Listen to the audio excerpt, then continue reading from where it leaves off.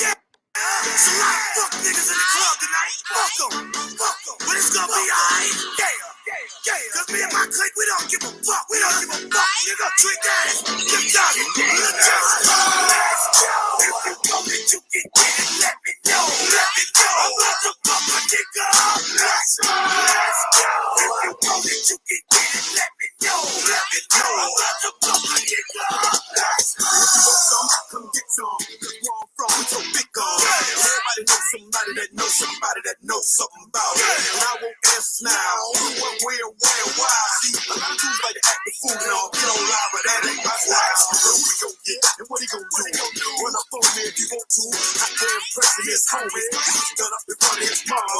I'm up the floor with him. And I get in the door and let the flow get him. I got people that'll go get him. That's the real cool and the dude that crack with him. If you come and you can get it, let me know. I'm about to fuck a nigga. Let's go. If you come and you can get it, let me know. I'm about to fuck a nigga. Let's go. Never spit it for the murderers and the killers and the thugsters. They be fucking up the ballers and the dealers and the hustlers. Got me coming at you bogus in the VI. While they poppin' Lil John, I'm a rusher. It's a simple nigga twist up from Chicago. Rollin' with the Miami nigga that'll crush you. We already been looking for drama. If a nigga try to get into it with us, then we gotta get him. Feelin' creepy from the torture like it never be true. I'm a selling, I'm telling you, trick, I'm gonna steal him. Got me swinging Chrissy and Hennessy bottles in the club. And my thug homies come up with the thriller. You get a kiss with the double night celebrity. You better be scared of me in my city, I'm a killer. If you come and you can get it, let me know. I'm about to fuck a nigga. Let's go. If you come and you can get it, let me know. I'm about to fuck a nigga. Let's go. I ain't that rapper type of right. I ain't that actor type of right. There's something in my script, I'm a player. You just a square. Puff that Hennessy into me, the whole industry is my enemy. You ain't no friend of me or friend of me, bitch. Don't pretend to be. I'm strictly for the thug. I'm for the people straight out the head. I'm straight out the county down at 305, nigga, that's my head. South of the border, first one's born, you don't get strong. If you come and you can get it, let me know. I'm about to fuck a nigga. Let's go. If you come and you can get it, let me know. I'm about to fuck a nigga. Let's go. If you come and you can get it, let me know. I'm about to fuck a nigga. Let's go. If you come and you can get it, let me know. I'm about to fuck a nigga. Let's go. The AK go chop, chop, chop, chop. The AK go fuck, fuck, fuck, fuck. The AK go chop, chop, chop, chop. The AK go fuck, fuck, fuck, fuck.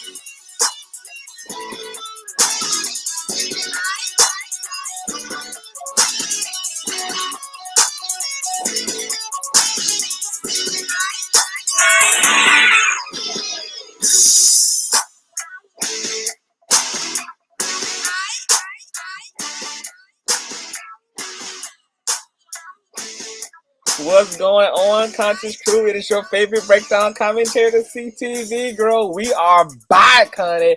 It is a lot going on, girl. I told you, I don't give a damn. I'm going to say it until retrograde is over. I told you guys this was going to be one of the most bald-headedest, one of the most raggedy-ist, girl, one of the most delinquent ass, a criminal ass retrogrades of the year, baby. I've been telling y'all, honey, and this retrograde has not been disappointing, girl. It has not been disappointing. When I tell you that retrograde got folk upside down, turned inside out, going east, west, north, and goddamn south, baby. Just throw away your compass, baby.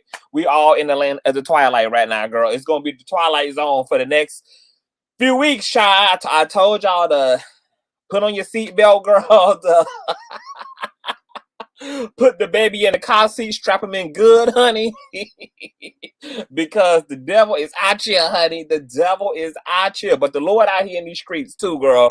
So we got to pick up where we left off, girl. I had to get into all the teats and audity and run these streets, girl, see what was going on and come and bring it on back to y'all, okay?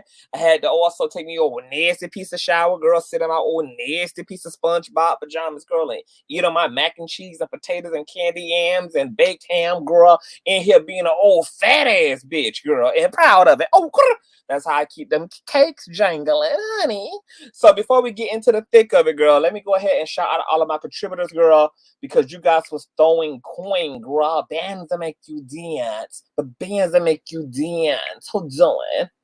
Let me shout out my contributors, girl, as we are piling into the sanctuary. You guys know what I need y'all to do. Thumbs up, thumbs up. It's already 230 of y'all in the building, girl.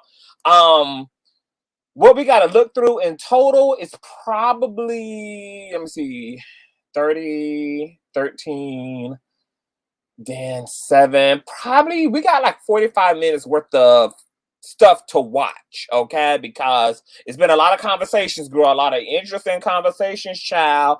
And Bishop was just live on Facebook. Bishop Lamar Blackhead, okay? That's what I call him, Bishop Blackhead, okay? He was live over on the Facebook orations tonight, okay? Y'all know he had went live on Instagram earlier, you know, after he had got through back into the paddy wagon and stuff. But then he went live again tonight, girl, because, you know, a cloud chaser got to chase, girl, you know. But, you know, work is honest. Well, in Bishop Blackhead's case, bitch, I don't know. But clearly it's paying the damn bills, whatever it is, okay? So, you know, he got to soak in all of the moment, girl, okay? You know, a narc doesn't care whether it's dark attention or endearing attention, girl. Just attention just gets their rocks off, girl. But we got to get into his side of the events, because you guys know we are fair over here, you know, and, you know, we allow the seesaw to seesaw, we allow the swing to swing. And he's got some interesting things to say, particularly about the actual altercation, okay? Now, he seems to be on his Nicki Minaj shit, girl. There might be some deliriousness that's happening, because he also makes some very extreme claims, just like, you know, Nicki Minaj is claiming that there's another huge pop star that's behind Nosy Ho, who is the blogger that she's suing, that, you know, there's another big artist that is putting her up to this, and, you know, it's definitely not giving Pepsi, okay? And I gotta say the same thing, girl. Some of the claims that Bishop Blackhead are making just are extraordinary.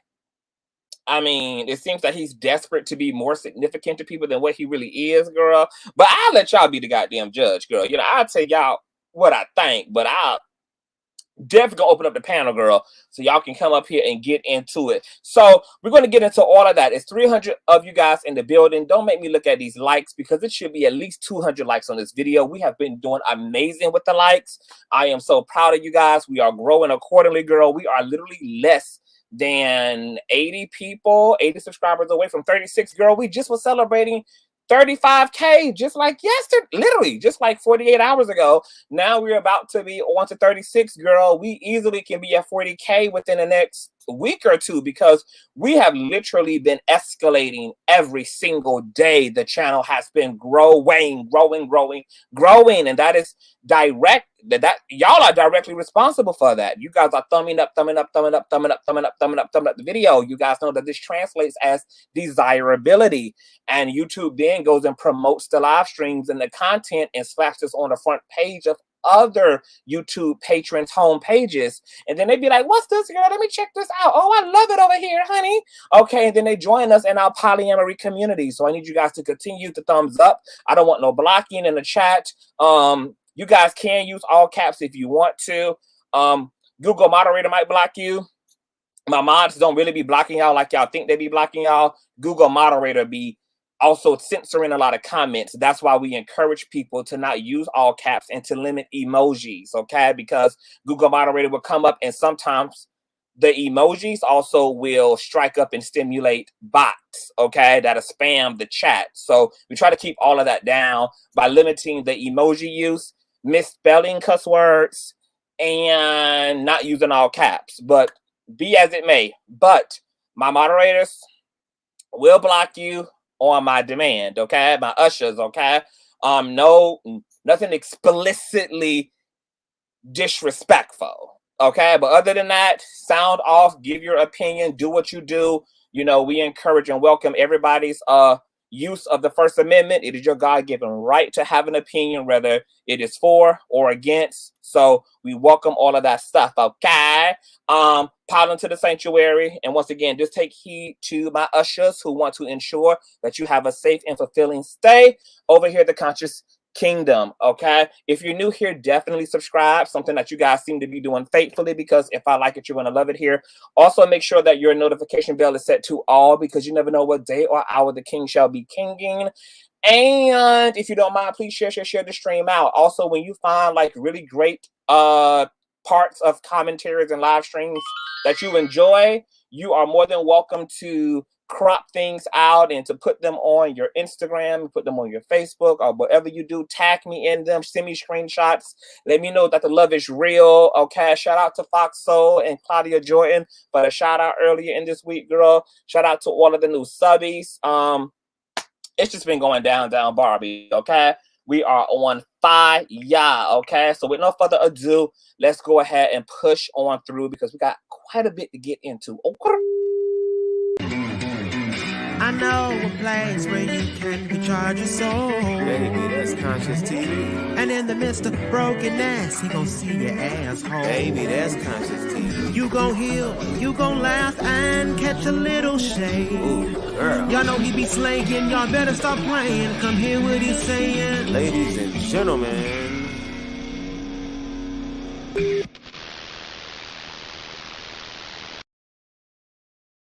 And shout out to Lisa for your Cash App. Whoa, nasty piece of Cash App. Girl, God bless. See, that's why some of y'all blessed doing retrograde, because y'all be blessing folk just to be blessing folk, honey. Planting them positive seeds and getting that energy back, and God keeps sustaining and doing you well. So thank you for blessing me, girl. Bless you 10 times fold over. I appreciate you and love you, Lisa. Thank you so much. And thank you to, you know, all of the donators, girl. Did I shout y'all out, girl? I thought I had pulled it up. Okay, yeah, okay. So while I'm here, Lisa, I want to shout out Shamaka from the Larry Reid Live Nation, who Cash Apped me earlier. Also want to shout out Sharon. Also want to shout out Alexis. Also want to shout out my baby mother, FB, Tasha, Brittany, Deanna, April. I want to shout out Larry D. Reed for your old nasties. Okay, a seed sowing.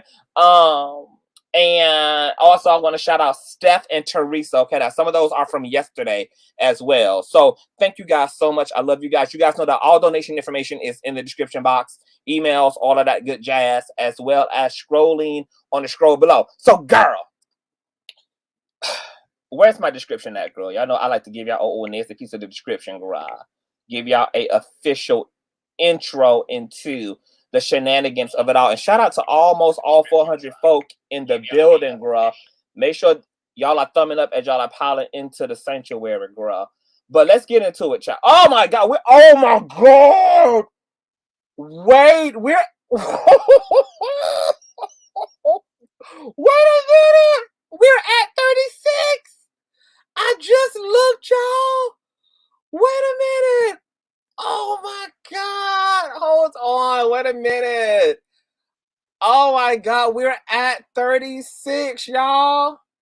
We're at 36,000 subscribers, y'all. Girl, y'all gonna make a pretty bitch cry. We're at 36, y'all. Like, we're at 36.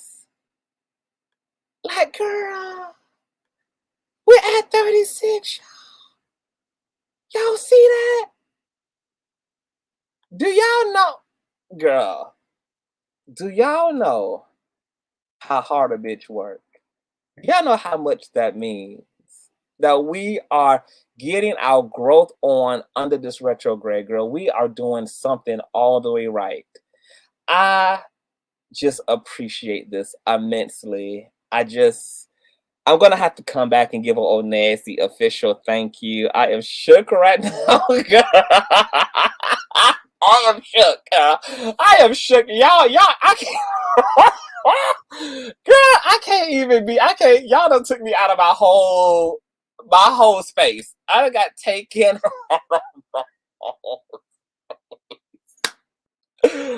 Oh my God. Oh my God. Host done try to lie. Bitches done tried to set a bitch up. And we have been staying focused, and look at God continuing to be good to us over here, man. Man, shout out to y'all, man. Shout out to the Conscious crew. I am speechless right now. I am shooketh to my chorus. I am shooketh to my chorus, girl. I am shook up to my chorus. I thank y'all, okay? I thank y'all. I don't want to hold y'all up all night, but my God, thank you guys so much. And shout out to y'all for, oh my God. Wow. Okay. All right. We'll get into all that. Okay. So let me go ahead and get into this commentary, girl. So first and foremost, all statements and info is based on publications and falls under alleged opinion, commentary, and fair use. Now, you guys know that a lot has happened within the past 12 hours. Not only did we cover the incident involving Tarsha Global, who was choked and left with injuries given to her allegedly by Bishop Lamar Whitehead during a live streaming of his alleged Sunday service that left him arrested, and the incident loud, live, and in color for the entire world to see. But also a key witness came onto my platform by the name of Reid afterwards to tell us what had happened between the bishop and her close friend, and had dozens of footage to show and tell, okay? But not only did we get that exclusive on the platform earlier, and we were the first platform to have a eyewitness, okay, from inside the sanctuary live on set who saw this for themselves to give us an exclusive, but also influencer, mogul, best friend, and mentor Larry Reid Live also went live earlier where a guest came onto his stream and called herself Lamar's Genesis. And she said some very interesting things about the bishop that are, of course, alleged, but nonetheless, very interesting, bitch. So we'll be taking a look at Whitehead's side of the story, as well as getting into the guest that came onto Larry's platform earlier. And we will deal with some of the criticism that Miss Global is facing from her own female community about being in the wrong, and concluding that Lamar's actions were justified under the circumstances. Can you guys believe that? Can you guys believe that Mrs. Global, the Black woman who was choked and strangled and pushed out of the church, that had 3 lacerations on the side of her neck, that had to have an ambulance and medical attention brought to her, actually is dealing with a lot of backlash from other Black women who are saying that, look, you are out of order. That you are out of order. And that this man within his right to put his hands on you and to deal with you in the manner in which you did. I mean, in which he did. Girl, I'm shook as well. So we're going to be getting into that. I'm going to be dropping the stream and all of that good jazz. If you guys want to hear from Reid, who also has a podcast on YouTube called A Gift and a Curse Podcast. She was only at 880 subscribers at the time, but we single-handedly got her to 1K before she left, okay? So shout out to A Gift and a Curse Podcast, aka Reid, who is the creator and the influencer over there, okay? Also shout out to King Jives, who also posted all of the receipts that initially went viral, okay? So shout out to the King. And just big ups to, you know, all of the collaborative effort amongst all of the influencers, man. Look, this is where the dream team becomes powerful, man. When content creators get on cue and work in tandem together, the shit is powerful. Everybody wins. Everybody gets a bag. Everybody grows. I mean, and it's just a beautiful feeling and sense of community that is well needed on these streets, okay? So one of the first things I want to do, you guys, is get into Bishop Lamar's earlier commentary where he went live initially after his paddy wagon experience. I'm going to let you guys listen to 13 minutes of this commentary. This, of course, is covered by fair use. While I am pulling up all of my fair use stuff, what's going on, Yellow Pill?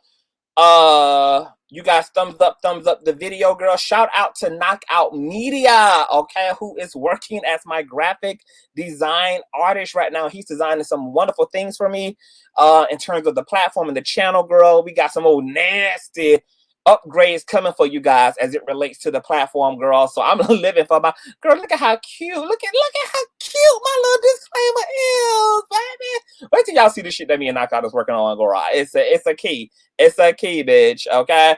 Copyright disclaimer: under Section 107 of the Copyright Act 1976, allowance is made for fair use for purposes such as criticism, comment, news reporting, scholarship, and research. Fair use is a use permitted by copyright statute that might otherwise be infringing. Non-profit, educational, or personal use tips the balance in favor of the good old fair use, girl, okay? So let me go ahead and share my screen here. Once again, if you're new here, continue to subscribe. If you're piling into the sanctuary, child, y'all know that the first 4 pews are the ones to go, but the ushers will seat you accordingly. Make sure that you guys are thumbing up. And let's go ahead and get into some teams, child. Okay, now this is, once again, the live stream by Bishop Blackhead from earlier on in the day. This is right after the entire incident, right after he was arrested, etc. These were his initial thoughts, okay? Matter of fact, I'm not going to mute. So if the audio sounds great, give me a 1. If you guys hear an echo, give me a 2 in the chat, okay?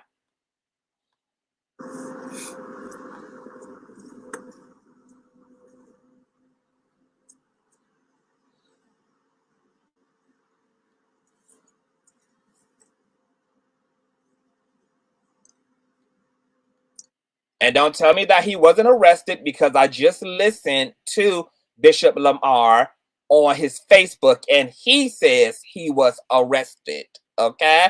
So I don't know where you're getting your information, Sharon, okay? But I don't know how you would know he wasn't arrested, but the bishop is saying he's arrested, but you'll also hear that straight out of his own mouth as well tonight, okay? Just follow along, boo, okay? I got this.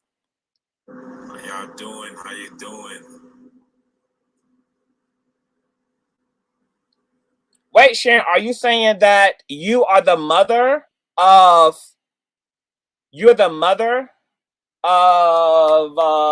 Miss Global? Is that what you're saying? Because I'm seeing your comments. You said that's my daughter. Who's your daughter, Sharon? I'm confused, boo. Who? They locked up my daughter. I'm confused. She was the one who was okay. So that's interesting, Miss Sharon, because I just heard Lamar say that Tarsha Global, you guys, is actually in police custody right now, and people were in his live stream telling him, why is he lying? But allegedly, we have Sharon Howard here, who is claiming to be the mother of Tarsha Global. And you're saying that she has been arrested and she's still in custody. Now, this is, of course, it's all alleged, Miss Sharon, because I don't know you from a can of paint on the wall, but I would do this for you. If you want to hit the link and come up here and speak to me directly, you can. I don't know if you've ever used StreamYard before, but it allows you to use the avatar. You don't have to be live and in color if you don't want to, but I'm going to drop the link. All you have to do is click the link and just follow the instructions, and it will bring you up here so that you can speak to me, because I did speak to Red P earlier, who came onto my live stream, and she told me about the entire incident between Bishop and Miss Global, because she was the other female who was in attendance with Miss Global. They had went to the Sunday service together. Okay, so I'm going to drop the link for you. I just highlighted it on the screen, Miss Howard. Once again, you guys, this is all going to be alleged. I don't know if this is in fact Miss Global's mother, but hopefully we can get some verification if Miss Global decides to come up. If Miss Howard decides to come up. But I just dropped the link for you, Miss Global. Moderators, could you drop the link? Or rotate the link for Miss Global, just in case the chat is moving too fast for her. and she doesn't have an opportunity to catch it because the stream does move fast. Wow, we ain't even cracked, girl. We ain't even cracked. We ain't even got into the thick of it yet, y'all. And it's already the teens popping off. But yes, and her name is not Global. Shaking my head. Who is Global? Okay, so that's what she goes by online. It's Tarsha Global. That's what's in the articles and etc. So what is her name, Sharon? And can you just hit the link, because it's going to be very difficult to communicate with you from the comment section. You'll be able to be more articulate upon hitting the link. So could you please hit the link, Miss Sharon? Please. The Heart of Inspiration just dropped it. Wow, not true. Okay. If Miss Sharon doesn't come hit the link, girl, we're going to continue to proceed to get into it. Miss Sharon, you are more than welcome to continue to sound off. I also had looked her up on Instagram, and her name is also Tarsha Global on Instagram as well, boo. So I don't know whether this is a troll or what the T is, but yeah, Miss Sharon might be trolling, child. Okay. Nonetheless, girl, let's just go ahead and move on through. Okay, this is once again Bishop's live stream from earlier. So this was his initial thoughts upon exiting the police department.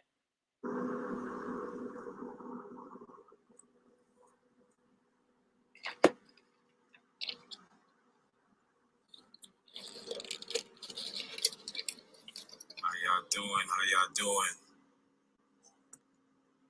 But what's interesting about what Sharon said is that Bishop did say that Miss Global is in police custody, and when her friend Red P came up here and told us what was going on, she couldn't reach her friend at the time. And I just got off King Jives live as well, and nobody has heard from Teresa since the incident. So it very well, for whatever reason, could be true that she is in police custody. Why? I don't know. Unless Bishop Whitehead and his wife and his congregants, unless they corroborated Bishop's side of events and found that she was in fact the aggressor, you know, who knows? You know, she may be the one that is currently in custody, etc. But you know, what don't come out in the wash will come out in the rinse.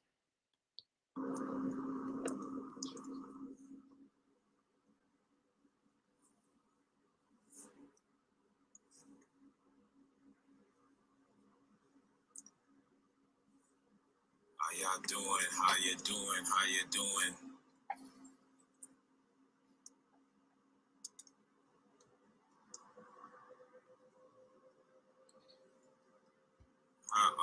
doing? I'm not gonna be on long, y'all. I'll do a live probably tomorrow or something, but just wanted to let the people that care about me know that I'm okay. I'm okay. Everything's okay. Everything's okay. And I know that everybody's building a narrative, but it is what it is. It is what it is.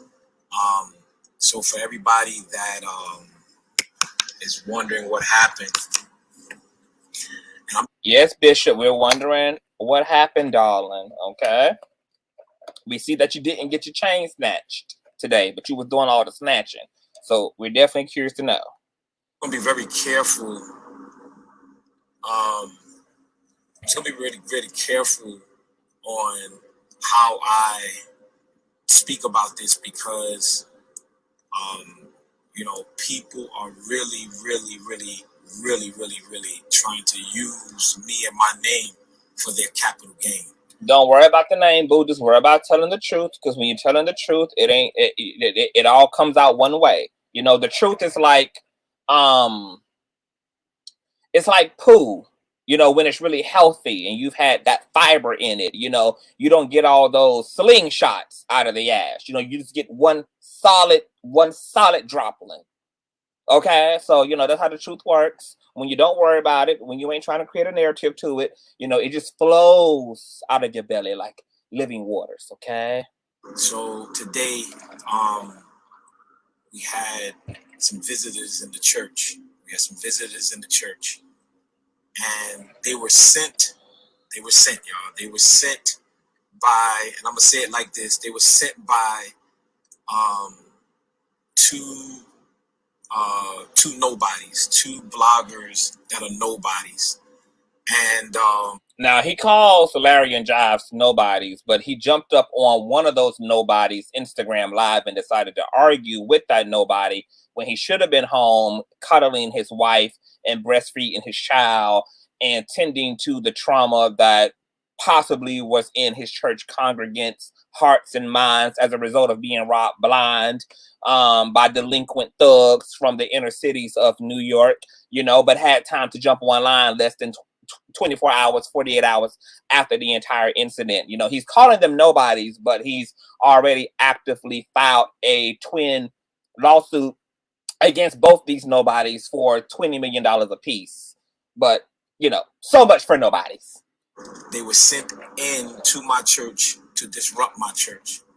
And you guys, you probably don't know the bloggers.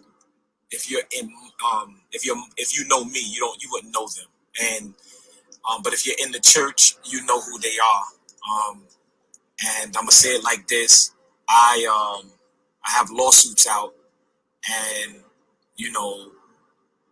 when retaliation is retaliation, this is what it is. So these gentlemen, and we have proof, these gentlemen sent these two women in my church to disrupt my church. And they came in videoing. That's probably what you guys are seeing going viral. They came in videoing, and it was a whole setup. And, I allowed the lady to talk, speak her piece, and curse me out and do whatever she wanted to do. But then when she said, and started to throw threats at my wife and started to charge at my wife, that's what you guys saw. My wife have my baby in her hand, and we're not going to have another rendition of my daughter being in harm's way or my wife being in harm's way. We're not going to do that. So that's when I took action, and I grabbed the young lady and escorted her out. And I got the video, y'all. What I found to be interesting is that he is articulating this as if Miss Global was more of a threat to his daughter than the actual grown-ass men that came in with life-defying weapons were. And he was faithfully submissive to them when those guns, according to him, were in the face of his children. But instead of him sacrificing his own life to jump in front of those bullets, those potential bullets for his wife and his child, who he, as the man and the head of the household, is supposed to at least do one thing and do one thing well, which is at least die for us, motherfucker. At least protect me, baby. But if you willing to be over there and they got me over here and you ain't trying to do nothing about getting over here, then what the hell good is you? But you felt the need to protect your daughter against a unarmed, non-aggressive woman that you are saying you also gave permission to speak and permission to come to the front of the church.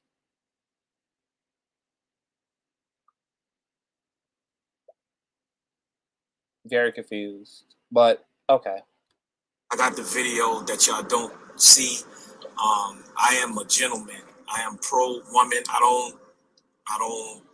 not an abusive man. Never been, never will.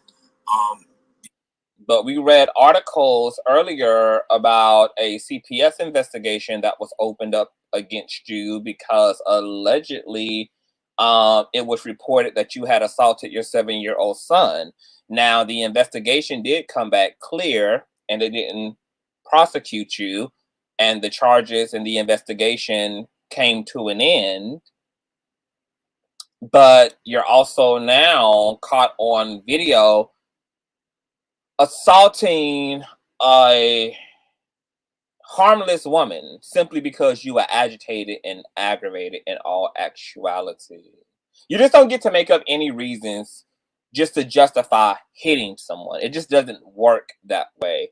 Do you know how many people would not be held accountable for assault if they could just spin shit out of their ass?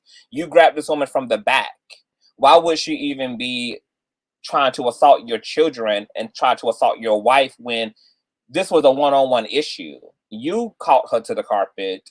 You gave her the opportunity to speak her mind. You told her to approach the bench, and you grabbed her without her looking. Okay? And according to other people who were there, everybody was moving and running around the church as church folk do during service. People run, people jog, people dance backwards and forth, people get jiggy with it in the church house. It's just not making sense, Bishop. And I know you think you can make this look well, but with your rep sheet, with all the things going on with you currently, nobody is willing to believe this other than the willfully indignant and people who suffer from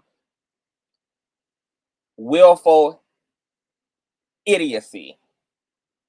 Okay? Willfully blind, willfully indignant, willfully stupid, and willful idiocy. Willful. That's it. People that know me, my father died when I was sick, got killed when I was 6 weeks old. My mom and my grandmother and my older sister raised me. So, you know, I am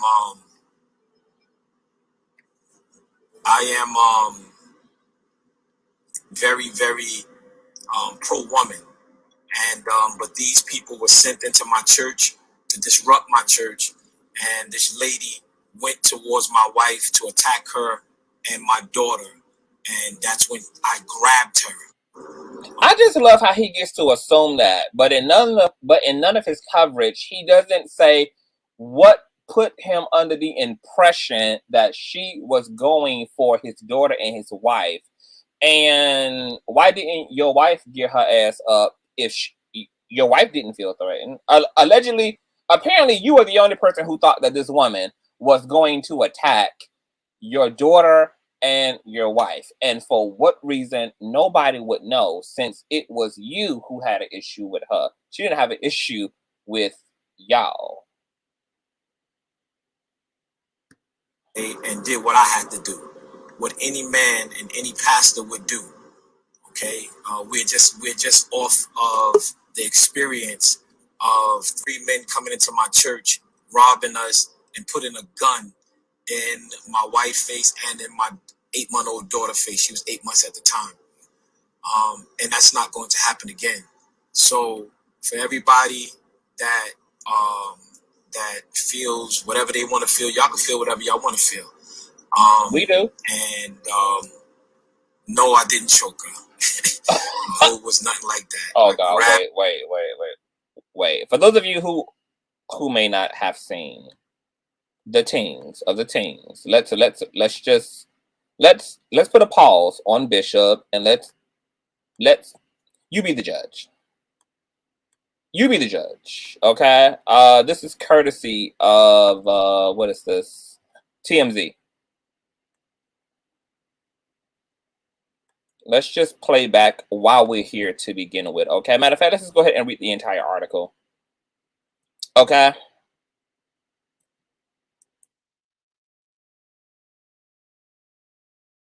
A Brooklyn pastor was caught on video manhandling a woman during his Sunday service, and while cops certainly responded to the scene, it doesn't appear he's been arrested yet. The guy's name is Bishop Lamar Whitehead, and he's head up the local chapter of the Leaders of Tomorrow International Ministries in the Canarsie neighborhood of B-Town, where things got handsy this weekend as he was delivering a live stream sermon. That you guys see, he's the one aggressive. Look at how telling this. Look at how telling even these stills are. Look at how telling these stills are. This woman ain't even looking at him. She ain't paying no mind. She's shouting Jesus' name, trying to rebuke him in the name and the power and the glory of God to the front of the sanctuary where he called her to be. And look at his entire demeanor, he is the one pressed. He is the one agitated. He is the one anxious. He is the one in his fee-fees, okay? As this woman is playing in his face like he asked her to do.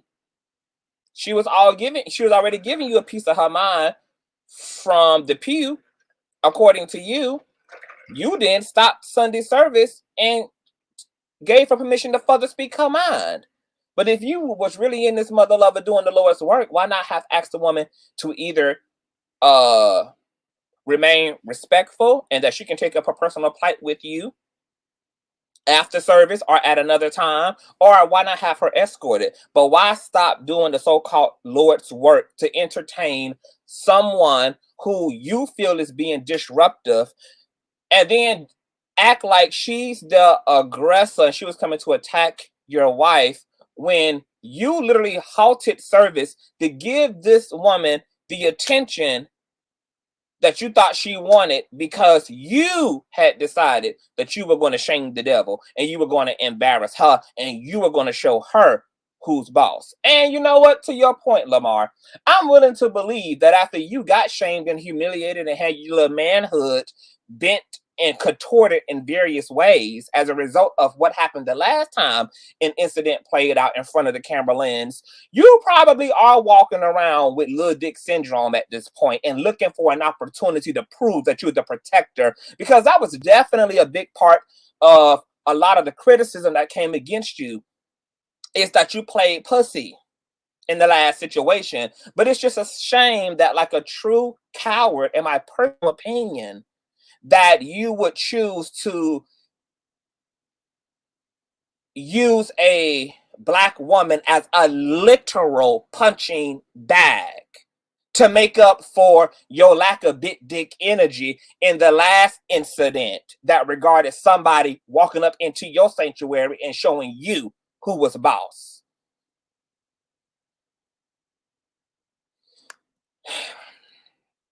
It's unclear what exactly TMZ precipitated this, but NYPD sources tell us there was an argument over somebody filming Whitehead / the service. That's another crazy incident. Y'all are live streaming the entire service. There's a freaking tripod in the aisle of the church. And then Red P, who attended the service with Miss Global, also came up and told us that it was Bishop Whitehead who actually told them that they could record.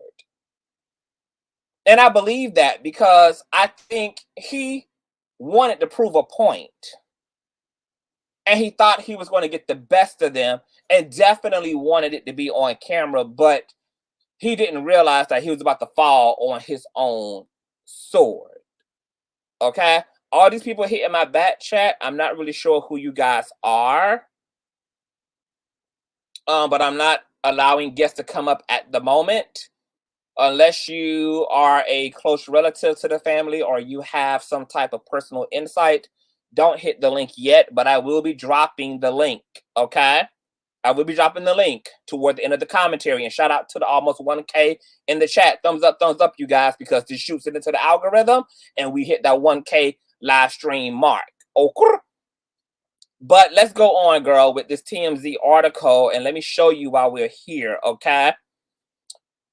And it boiled over with an alleged physical confrontation, the Jives with a YouTube video that captured the entire sequence. Bishop Whitehead appears to get interrupted by someone out in the pulpit who's shouting, and he tells the congregation to let her record.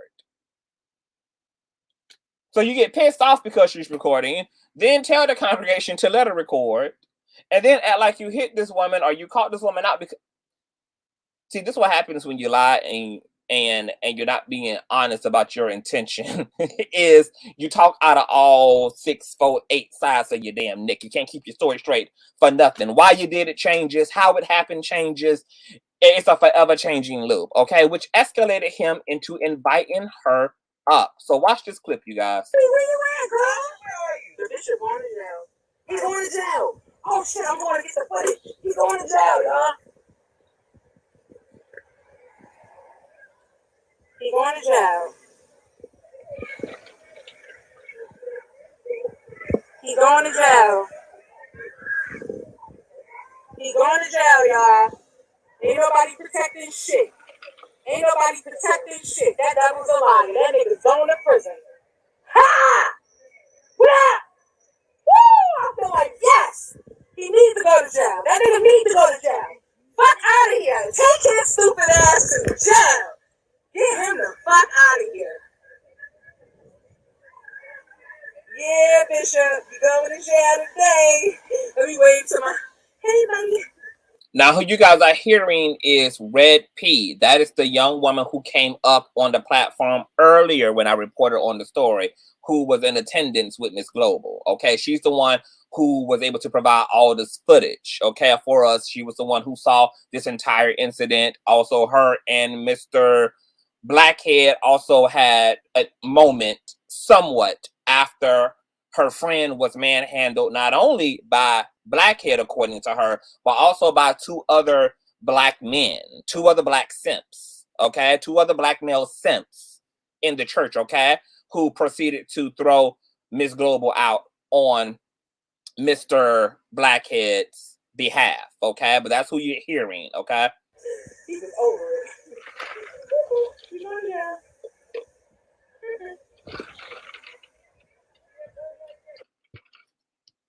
Okay, the next frame.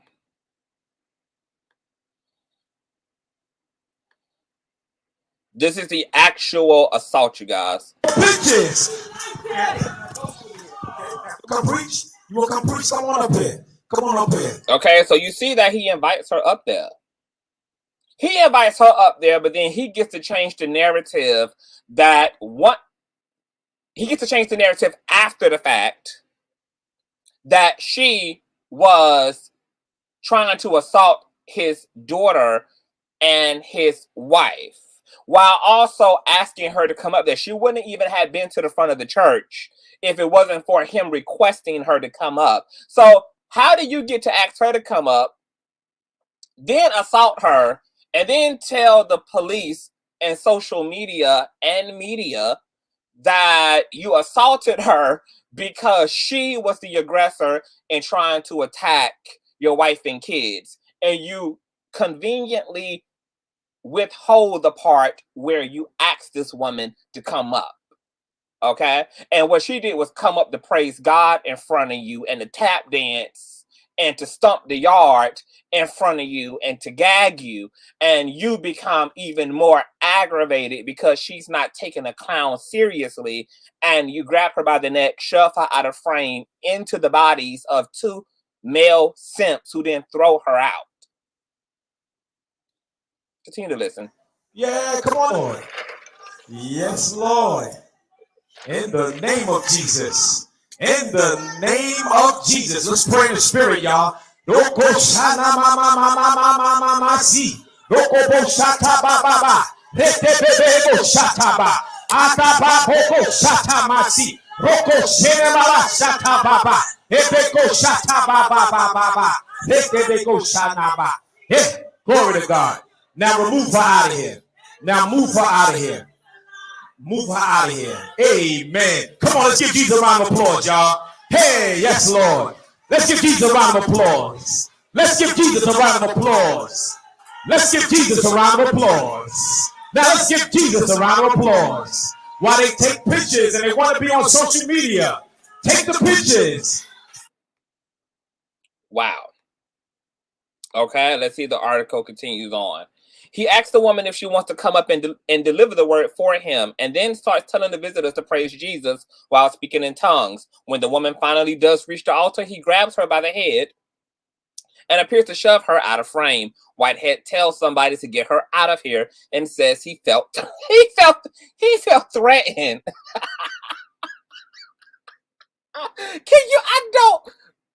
Is this what this new age is going to be like? Is this what the age of Aquarius is going to be like? It's going to be people playing in our face. It's going to be people doing things loud, live, and in color for all to see, and still having the unmitigated gall to change the narrative. Is that what we're in for the next 2,252 fucking years of the age of Aquarius? Is that what we're here for? Is this what the tea gonna be, girl? Is like bald-headed whole games all the time? All the time? Are people going to become disillusioned? Are people going to become disoriented? Are people going to become razzled, frazzled, and goddamn dazzled? Is this what we're in for? Because beam me up, Scotty. Beam me up. Whitehead tells somebody to get her out of here and says he felt threatened, seemingly as justification for what he did, as all alleged narcs do. He then continues to service normally, like nothing happens, as all narcs do. Okay, now this is footage of the woman's injuries, you guys. Yeah, and you know what's so crazy? The EMS looked at it and checked it out. She didn't know the pictures. The bitches.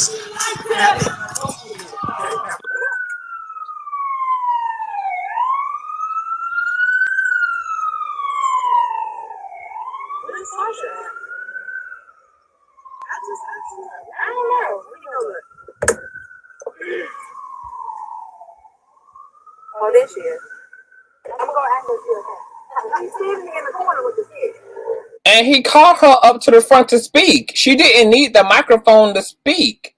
It ain't nothing but 6 of y'all in the damn building. Everybody is within arm's reach. What I need a microphone for? My shoes echo in this motherfucker. I don't need a microphone to speak. And the woman is clearly shucking and jiving in his face, gagging him because she already over it. Okay, so she on her petty shit. He calling her to the stand, she calling him to the stand, and then he pulls the ultimate trump card. What type of man feels that an unarmed black woman with dookie braids and a long dress is more of a threat than 3-4 thugs with guns in their hands who got them all pointed at his family while he's face down, ass up, in silent and being compliant? Where was all this energy when the thugs was in the sanctuary? Because when the thugs came, he could only assume one position, and that was face down, ass up. Where was all this energy when all that toxic masculine energy ran up into the sanctuary? Where was all that protectiveness? Where was all of that masculinity?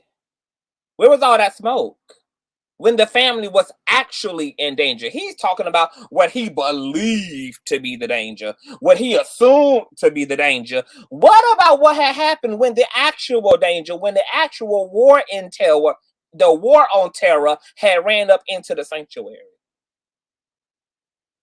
To hell with what you thought was going to happen. We saw what you did when it actually happened, which was assume the damn position rather than to run and take that bullet for your family, rather than to lay your life down on the line. Isn't it your Jesus that said, what is a greater act of love than for another man to die for one he loves? So don't nobody want to talk about a hypothetical. You believe this woman, you thought this woman, you assumed this woman after you call her ass up. You call her from up out of her second row. And she get to be the most dangerous person that's ever walked through the doors. But when the danger came through the doors, it was, please don't hurt me. Please don't hurt me. Please don't hurt me. I'm not ready for God to possibly send me to hell just yet. Please don't kill me. Please don't do that, Mr. Thug. Please don't do that.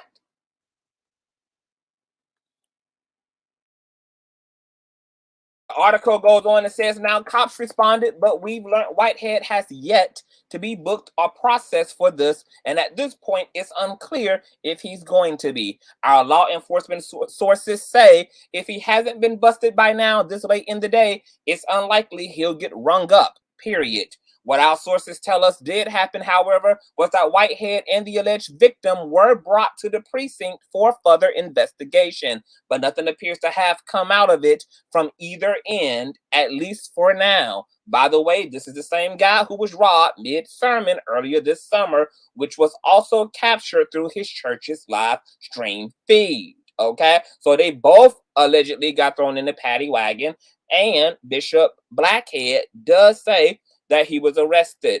Now, maybe he doesn't know the difference. It really doesn't goddamn matter. All we know is that his ass was put into the paddy wagon, okay? But let's go ahead and get back to Bishop Blackhead's girl, and I'm just going to let this run for as much as I can tolerate it. And escorted her out the way she needed to be escorted out. And I asked her, I said, you're going to be removed. You gotta leave. And she walked back. This is something y'all can't see, but we have video in the church. We have video in the church. Okay, we have video in the church. And we also know who was behind it, you know, and they want me to say their name because all they want is followers. And the young ladies were downstairs.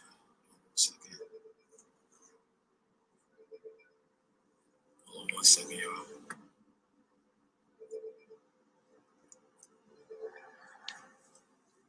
Yeah, the young ladies were downstairs, and they were actually talking to one of the gentlemen, and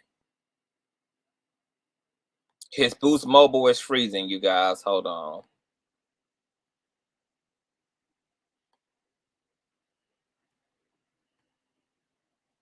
But and if you look on their pages right now, they're trying to create content, y'all. That's all it is. It's an attack on who I am, and that's just what it is. But I am not a. Hold on a second. I am not. Okay, girl.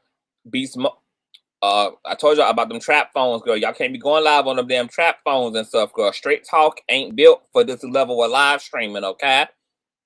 So hold on, honey. Let's see if he ever gets his talk back straight.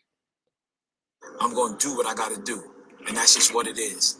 And you guys, you know, they're not doing this in the masjids and they're not doing this in the Jewish synagogues. But yet, you know, in the black church, right? I don't want to hear about no white man. I don't want to hear about no other race. It's us. It's us. The people that are my color are doing this, right? And at the end of the day, I keep telling you, I'm not no punk. If it was a man that came up, it would have been a little different. Trust me. Oh my God! Oh my God! It's the delusion, girl. I don't know if I can make it through this. I don't, cause girl, it's like I'm not going to make it through this, girl. This man just said if it was a man, it would have been another thing. It was 3 men, my brother. Listen to me, my bald-headed brother in Christ. It was 3 men. And they came in there armed and dangerous. And you did not fight. Instead, you was on your flight shit.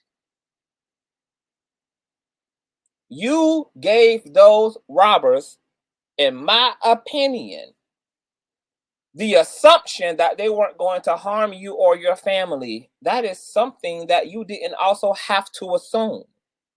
You could have saw the level of danger your baby and your wife and yourself was in, and you could have assumed that these folk was going to kill y'all and rob y'all, as they just did P&B Rock, okay, who was robbed and killed.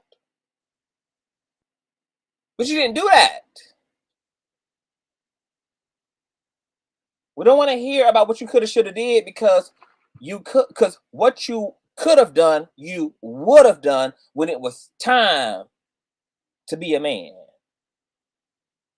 But instead, you chose self-preservation. What if your wife and your kids were only 5 seconds away from death's door. You decided to not make any attempt to save them because you wanted to be saved your damn self. And it's okay. See, it's okay for that to be your truth. But you can't have both truths at the same time. You can't act like a nigga who gonna put it all on the line and stand up for your family. And then the only person in history that you have yet to set a precedence for standing up against is an unarmed black woman in a long dress and 60-inch dookie braids. When 3 thugs walked into the sanctuary and wanted all that goddamn smoke, both supernatural and that natural smoke. And all you can do is lay on your stomach and spread it wide. Okay. It would have been a little different. All right? It would have been a whole lot different. So if you think that y'all gonna come and walk in my church and act crazy, all right. All right. You're gonna get escorted out. Whether if you get dragged out or you're gonna walk out, but you're gonna get out. Period, point blank. You're not going to sit here and threaten nor jeopardize any of my members. And it shouldn't be like that. However you feel, you can have your feelings. Just please leave us alone. So that's just what it is, y'all. That's what it is. I'm okay. I'm okay. And see, here's the big issue, because see, this is why the story is not working out for me. If you claim that you are still traumatized by a previous experience that just happened just 2 months ago, and then you have people you don't know sitting in your congregation, they're being a nuisance, you feel yourself getting riled up. You also are just coming off the heels of being in a very dangerous situation where you could have lost your life, or where you could have witnessed the loss of life of your family and people that you love. You would think that somebody would be more emotionally intelligent at this point than the way he is. You would think that a person who just experienced imminent danger and then the trauma that follows by being on the receiving end of that imminent danger would have actually, out of respect and out of leadership and decency for his congregation who trust him, who he also has a responsibility to, but also to his wife and his child, would have actually said, you know what, bodyguards, Dookie and Ray, could y'all please escort these ladies out? Because see, if I was Bishop Blackhead, I wouldn't have put up with nothing, considering how quickly I just came out of a very dangerous, violent situation and some weird shit just happened up in my church. I wouldn't have antagonized 2 people that I don't know. I don't know what you came into your purse with. I don't know what you came into the sanctuary with. I don't know what's in your pocket. I don't know what's in your bra. And what I'm not about to do is play these bald-headed whole games with you while my loved ones and people that trust me and I trust are up in here, because my duty is to protect and to serve. I don't have anything to prove by being a man to an unarmed woman, but you may be a dangerous bitch. And for that reason, unlike the last time, I'm going to do what actually makes complete sense this time, and just simply have you removed, rather than to antagonize the situation and escalate it, because that may involve you coming not only to the front, baby, but you could have came to the front with a damn pistol. You could have came to the damn front with an AK-47. You could have came to the goddamn front of the sanctuary with a Beretta and just shot off into the place and went completely postal. And then guess what Bishop would have been doing had he been one of the surviving church members? He would have played the victim as if he didn't have anything to do with being provocative and antagonistic and those things leading to such an unfortunate conclusion. What the big problem is with Bishop is no accountability whatsoever. And to think that this man actually is playing the role of a leader. The role of a leader. Where? Because I would be disgusted that you took time out of your fucking life to interrupt the goddamn gas vouchers I had to suck good dick for, to use to get into the car, to pull up to the Sunday sanctuary for a word of God, and you want to have a high school bickering match with two damn women who you don't know in the sanctuary, and then not know who these damn women is, also knowing that since we've been robbed, you ain't got no damn metal detectors at the front door, you don't know what these damn women carrying, and you don't give a damn about starting a fight because you the big bad motherfucking man, and we all could have lost our life because you had something to prove about your damn ego. I would have been disgusted, just like I was disgusted at that male Spirit airline supervisor who allowed that woman to fuss and fight with him to the point that he started to be reactive, and she already crazy as hell, and you gonna entertain her and attack. She's already being bad enough, but then you gonna put all of our lives in danger at the damn airport just to prove that you're not the one to be fucked with. Those are not the people who deserve to be in leadership. The people who deserve to be in leadership, especially in the context of serving God and being a shepherd, are people who are willing to lay their life down and make safety the first and foremost priority for the people that God are entrusting them to protect and to serve. Where is the serve? Because the only person who gets served is Bishop's ego over and over and over again.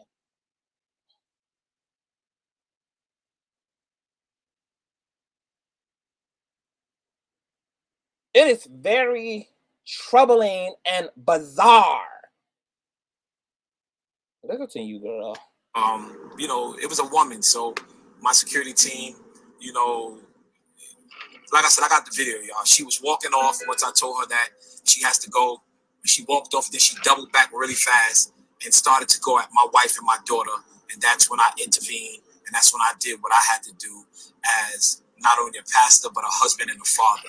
There's nobody going to put their hands on my family, and that's just what it is. That's it. So when you beeline to my family, no, you gave her the room to beeline to your family, to beeline to your damn ancestors, to beeline to whoever sold your ass in the cattle slavery, to beeline wherever it is, to beeline straight through the lineage.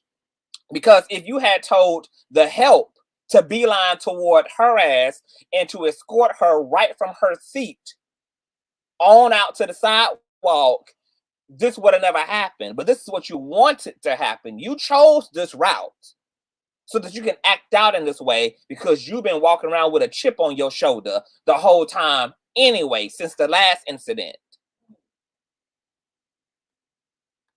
that's it. You're not going to, that's it. So all bets is off and all gloves is off, and that's it. And you're going to get grabbed up and you're going to get escorted. So that's what it is, y'all. So I just wanted to tap in and let y'all know that I'm okay. All the members are okay. My family is okay.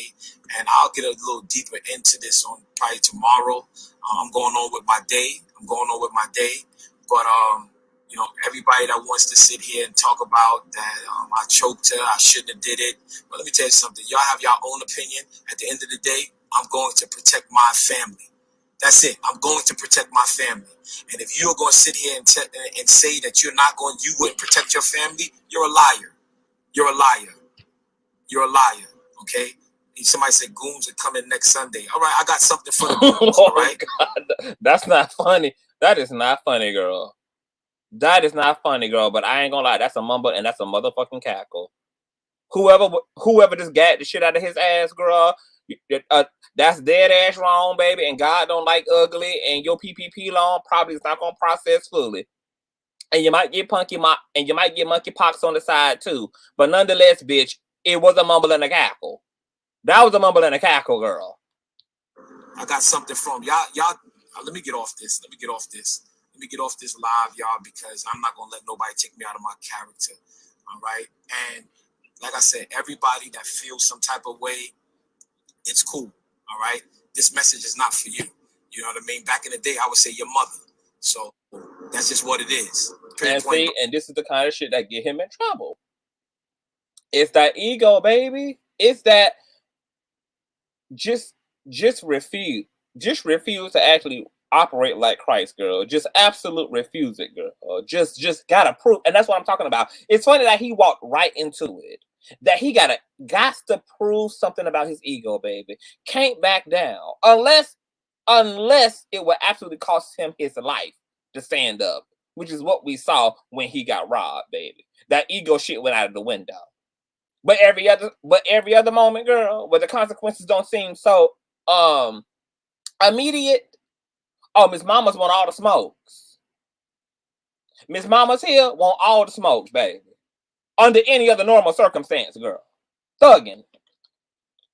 But you know what they say, girl? Everybody want to be a thug until it's time to be a thug. But, you know, I'm delivered now, and I'm trying to have a new life and do things new. But y'all not going to sit here and pick on Leaders of Tomorrow International Ministries, because we ain't closing our doors. That's what the devil wants us to close. And I want y'all to understand this, right? Everybody that's sitting here texting all of this nonsense and texting all of this hate and texting all of this, it's my own people. I want y'all to understand that.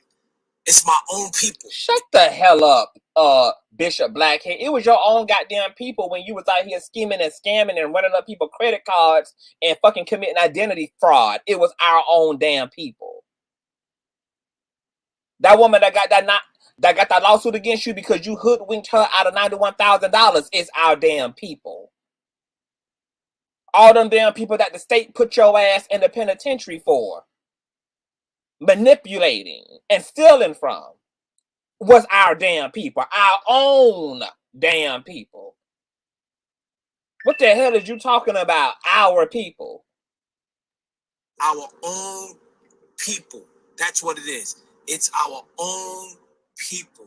Period, point blank. So that's it, y'all. That's it. Y'all be blessed. I'm going on with my day. And it is what it is. But I'll be back on to give y'all we know that you'll be back on for more attention. You'll be back on for more ego boosting. You'll be back on to be more the perpetual victim. You'll be back on. We know you're gonna be back on in the morning too. You're gonna be back on in the afternoon as well tomorrow. You're also gonna be back on Hump Day. You're also gonna be loud, live, and in color on Hanukkah for 4 hours, girl. We know. To give you guys the to give you guys, I might even, you know, it is what it is. I'm gone. I just want to let you know, because they're sitting here talking all these type of lies and all this other garbage and all this other nonsense. Listen, y'all, the bishop is here. Amazing. And you're not, and you're not going to. Girl, shut the hell up and get the hell off my screen. Girl, let's segue, girl, because he did another live tonight. 30 minutes, girl, but I'm gonna need a recess break from him, girl, before I can stomach him, girl, because he just triggers my spirit, girl, okay? And I'm sick of being triggered already. So what we're gonna do is we're gonna do an old nasty piece of we're gonna do a commercial break, girl, and get into some Larry Reid live. Now, Larry Reid had went live, right? Because as you guys saw, Blackhead was accusing him and King Jives of setting him up, and he doubles down on that in the live stream he also did tonight. So Larry went live to talk about what was going on, and there was this very interesting guest that came onto his show by the name, well, she called herself the alias Lamar's Genesis. Now, I have to preface this by saying that everything that this woman said is allegedly. But baby, when I tell you that this woman dumped a ton of motherfucking receipts into Larry's inbox, baby, I will be keeping y'all posted, okay? I'll be keeping y'all posted, okay? But the woman downloaded a bunch of things into Larry's inbox to substantiate and legitimize the things that she was saying in the interview with Larry earlier. Okay? So Larry gonna, do what he does as a commentator and as a, investigator and power through and, deliver that how it needs to be delivered, girl. Okay? And we'll be following with an old nasty uppercut. So let's listen to what Lamar Genesis had to say, who had hit the link earlier, girl, along with King Jives. Timothy Blaine hit the link, girl. It was a social media all-star get-up, girl. I had hit the link. You know, there's a lot of influencers that came through, girl, to, you know, give their commentary on this because this was polarizing and shocking. So, you know, shout out to my mentor. And if you guys are coming into the building, honey, make sure you thumbs up, thumbs up, thumbs up. Once again, I'm going to run this audio. What I need you guys to do is let me know if the audio is good, okay? And if everything sounds wonderful, then give me your 1 in the chat. If you hear an echo, give me a 2. And once again, make sure that you guys go over and subscribe to Larry Reid Live. He says he's going to be dumping any receipts and even doing interviews with some very interesting folk in his Patreon. So make sure that you guys also click his description box and make sure that you sign up for Patreon, etc., and subscribe to the doctor on Facebook, also on YouTube. And the title of this video is Bishop Lamar Whitehead has been detained. Now listen to this. And once again, give me a 1 if the audio is good. Give me a 2 if it's not. Name another LRL. That is weird. Weird as hell. God Almighty. Oh, they mess with my automatic tickle though. Abigail, what city are you calling from? I can't. You talking real sensitive. Okay, so it's an echo. So what I'm gonna do is I'm gonna rewind it back a little bit, and then I'm gonna mute myself, and I'm gonna play it. And if you guys, if it sounds good, let me know with a 1 in the chat. That is good. Okay, I'm gonna mute myself.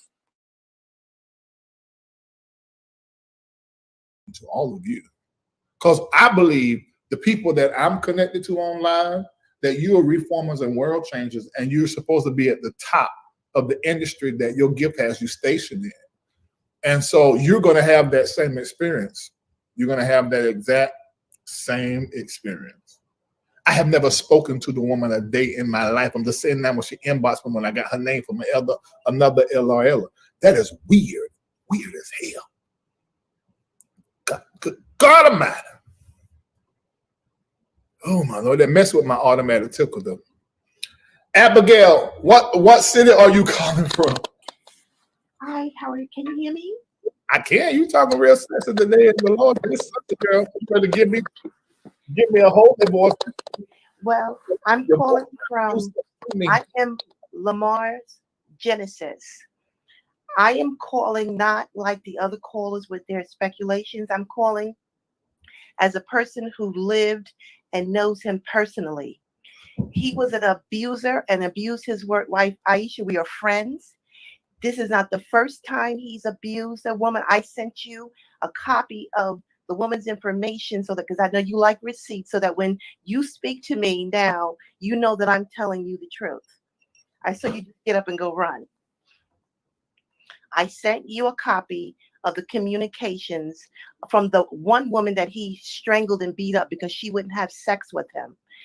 And for people, I know we only have a minute, but Arthur Miller is not his father. You can contact Arthur Miller's children. His mother was a crack hoer in the neighborhood who was sleeping with the men in the neighborhood, and he's not sure who his father is. It's possible that Arthur Miller could have been his father because his mother was all around, but his birth certificate does not have Miller on it. That's why his wife's name is not Miller Whitehead.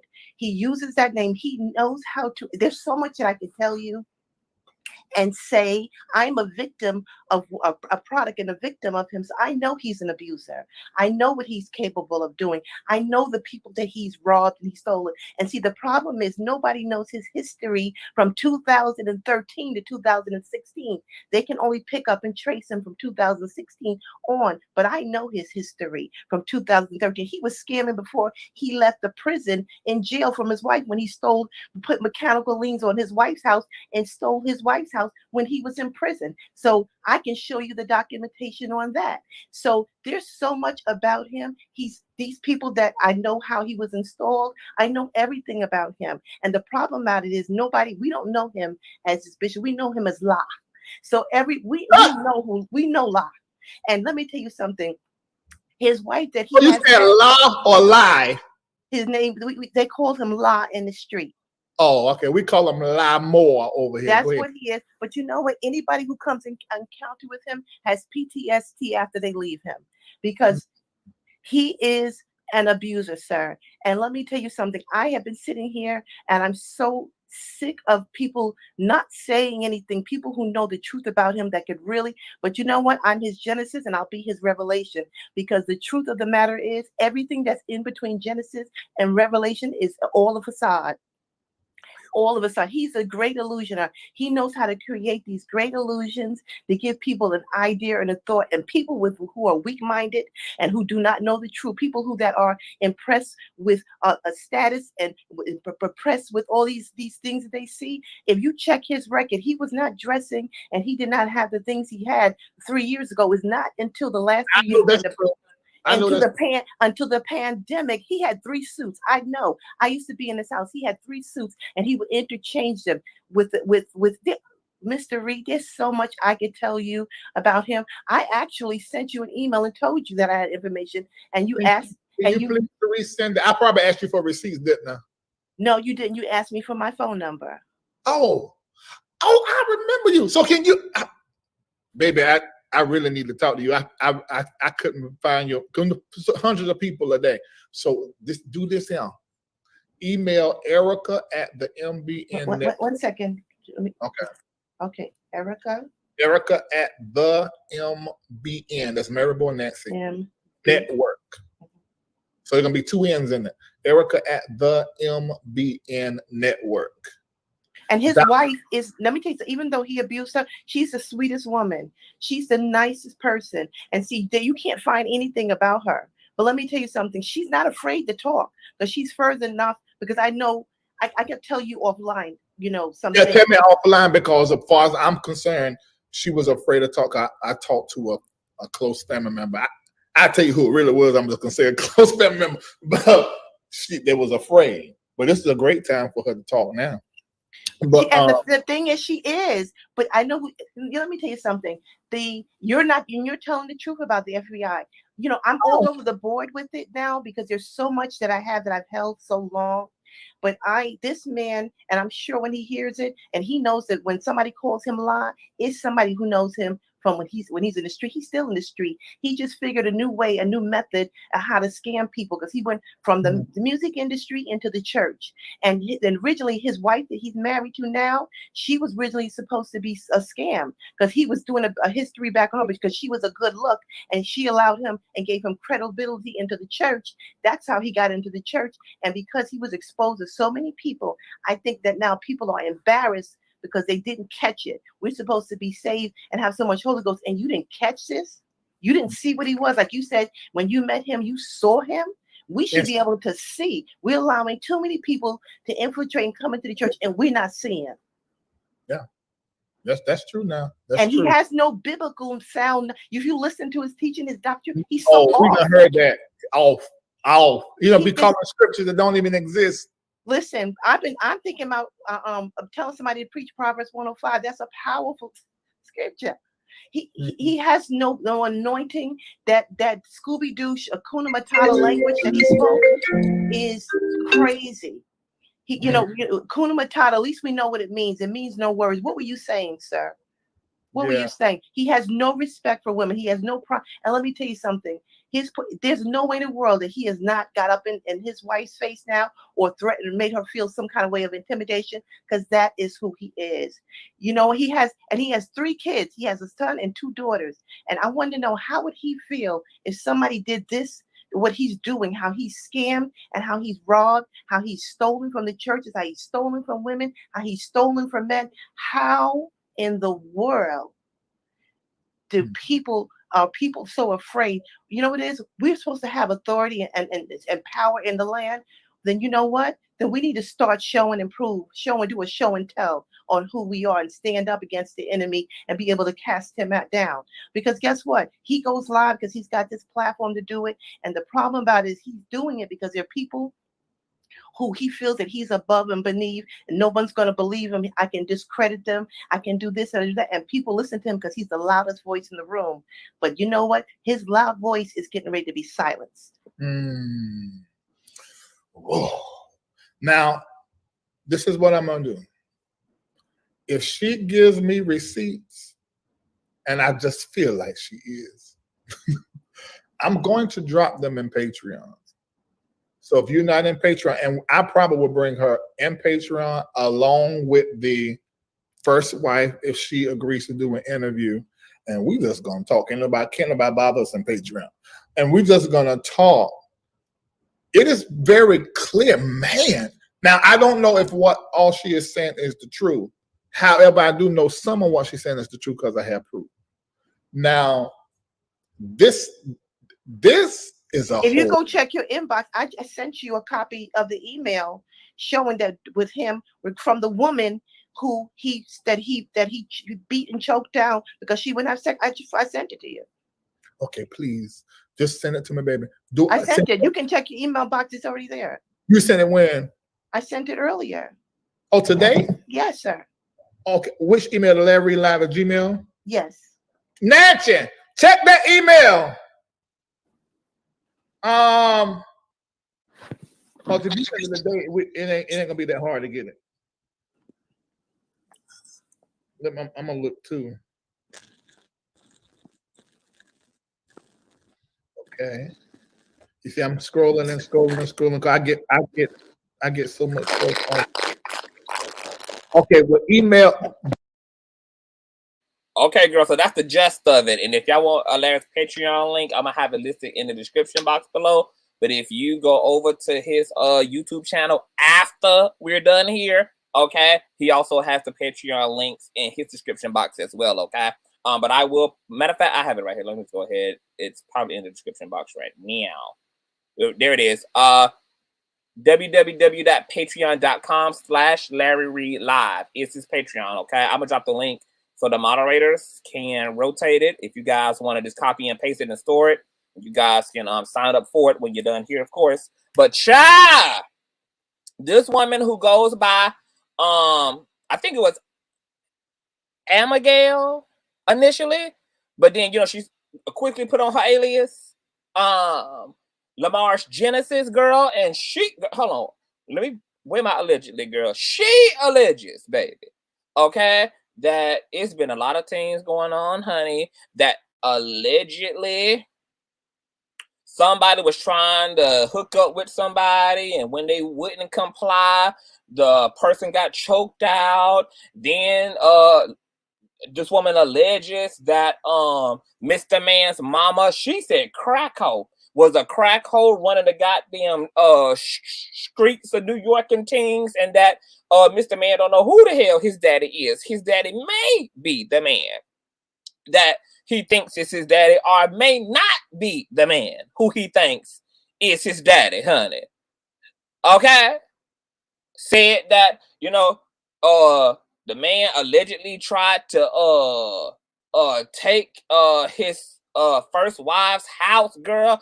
I mean, came and told all the damn church's business, baby. Every little freaky bit of it, baby. Okay? Now, baby, it gets even more goddamn interesting because Larry had dropped some really interesting information over on King Jives platform. Okay, so let's move on. But I told you I was in these streets, girl. I told y'all I had been up in these streets, girl, doing my investigation, my investigating reporting, baby. Okay, this is where I was when I wasn't with y'all, baby. I was running these boulevards out here on the YouTuberations, girl. Now, Larry had pulled up after his live stream over on King Jives. Okay, now y'all know. So here is Akila, her. She was the one who came onto my platform earlier and told us what had happened, okay? Because her and Miss Global had attended Blackhead's church, okay, as I like to call them. They had attended it together, okay? She is how King Jives got all of the footage because she was recording on iPhone and had all type of aerial devices and stuff that was flying around and shit. Girl, she had her GoPro on, honey. She was on an old nasty adventure, okay? So she was the woman who witnessed everything. Well, Larry, right here, came on King Jives' platform, girl, and he said that shortly after Bishop was taken down to the local precinct, okay, that the FBI had reached out to him. Now, this is only one of a handful of times that the FBI has reached out to Larry as it relates to Bishop Blackhead. And this is why a lawsuit is really dumb, because there's something called discovery that happens in criminal and or civil suits, okay? And this man seems to have maybe some things that I'm sure he wouldn't want added on to the catalog of craziness that already makes up his legacy as is. But if he want them problems, he can go ahead and walk right into them problems, okay? Well, the FBI contacted Larry shortly after Bishop was taken down to the precinct. Larry said that he felt so bad because remember a month or two ago when Larry said that Bishop would allegedly be going to jail toward the later half of the year, and that the Bishop's home allegedly had been raided by the FBI and laptops and cell phones had been retrieved and all of this and all of that, and that they was on this nigga head. The feds were on this nigga's head. Well, part in why Larry has said the things he said is because, for one, they have been in direct communication with Larry, for one. And Larry said that he felt so bad because it became more evident to him after the phone call with the feds that this thing was going to get much worse, and that it's looking definitely like Bishop is going to be behind bars again at some point, allegedly. So he reached out to Bishop's wife through a third party, okay, because they have a mutual friend. And through a third party communication, Larry wanted to inform the wife that she probably needs to be on her self-preservation shit, that she needs to be, stacking her coin, because it's looking like she's going to be without a husband and she needs to be preparating for the future. She needs to be preparating for something that seems to be inevitably coming down the road. And she doesn't need to be unprepared. She doesn't need to be gullible. She doesn't need to be naive. And she doesn't need to trust her motherfucking husband and whatever he's telling her, selling her tall tales, that everything is going to be all right. Because in all actuality, according to what Larry is saying, that was communicated to him by the goddamn feds, baby, everything not going to be all right. Everything not going to be all right. And, she's a new mom and she's caring for a newborn child. And Larry just felt like, sis, whatever you do, I hope you are able to survive this, because this is coming. He said that the mutual friend communicated back to him that basically she's going to leave when God tells her to. Larry said that the woman allegedly had some type of near-death experience that changed her life in such a way that it made her hyper-saved and sanctified, which probably was her way of saying that she's going to try her best to live out the literal interpretation of the scriptures, and she's going to stay faithful to her husband for better or for worse, till death do them part, till prison do them part, and that she's only going to leave when the Lord tells her to actually leave. Basically, she ain't going nowhere. Okay? Yeah. So if y'all want to hear that in Larry's own words, go on over there to King Jives page and check out his latest commentary. It's titled, "The Bishop Lamar Whitehead Chokes Goa." Okay? Larry had dropped that exclusive. And also the attorney here, Pam, the law intellect. She is a practicing attorney, so intelligent, very articulate, knows the law. They had a great discussion about the ins and outs of this. Does Global have a civil case? She absolutely does, according to Pam, and she definitely does. I told y'all, Global getting ready for the glory girl. She getting the home prepared for the glory child.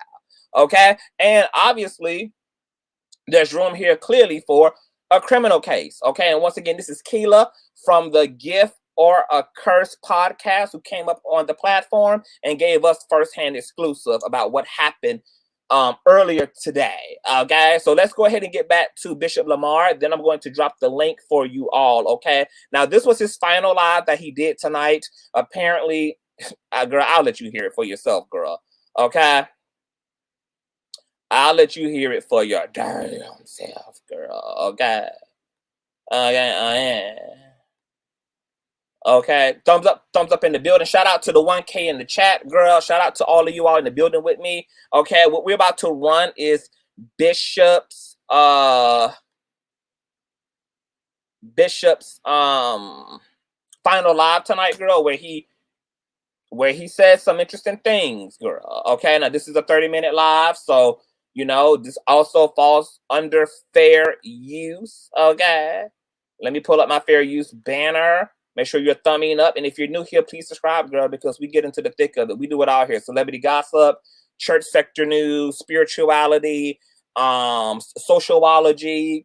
I mean, there's nothing that we don't do, girl. Yeah.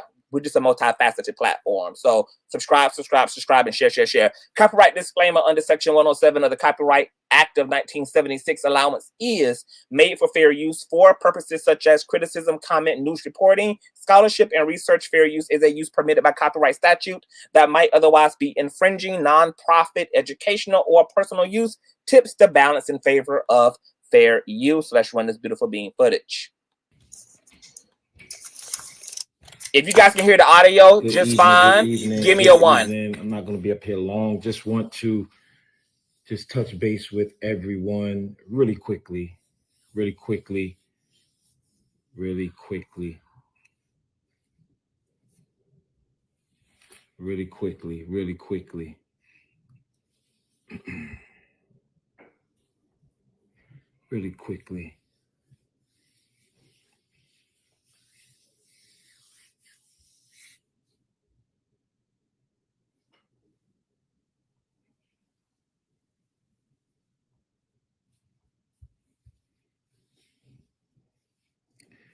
Come on, y'all join in really fast, man. I'm going to be really quick tomorrow. I am going to be in front of the 69th police station, and I'll give you guys more detail of what's going on. But I'll be going live there. Oh my God, he's going to be in front of the police station with another damn press conference. Another press conference, and this time in front of the 36th precinct. This man lives for it, girl. I mean, he knows how to create the problems so he can create the solutions and then benefit off of all the glory thereof, girl. Conference, we call it a press conference. I'm sure the news media probably going to come out, but we're going to talk about it. But I just want to jump. A news conference. This man act like this black woman was a domestic terrorist who came up into the sanctuary armed and dangerous. He want to call a news preference and hopes and desires and is salivating at the thought of media coming in to cover a situation that he created. Okay. Jump on really fast because there's so much stuff going on and there's so many things that's trending, and I just want to just get a hold of what's going on, just to let my church know and to let the people, just to get the people to understand where we are. All right, so I'm gonna give y'all a few more minutes just to y'all share and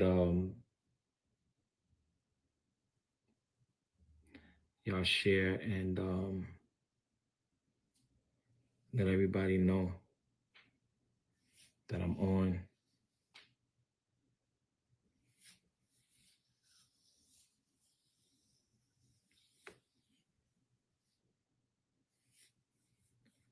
I'm gonna give y'all a few more minutes just to jump on.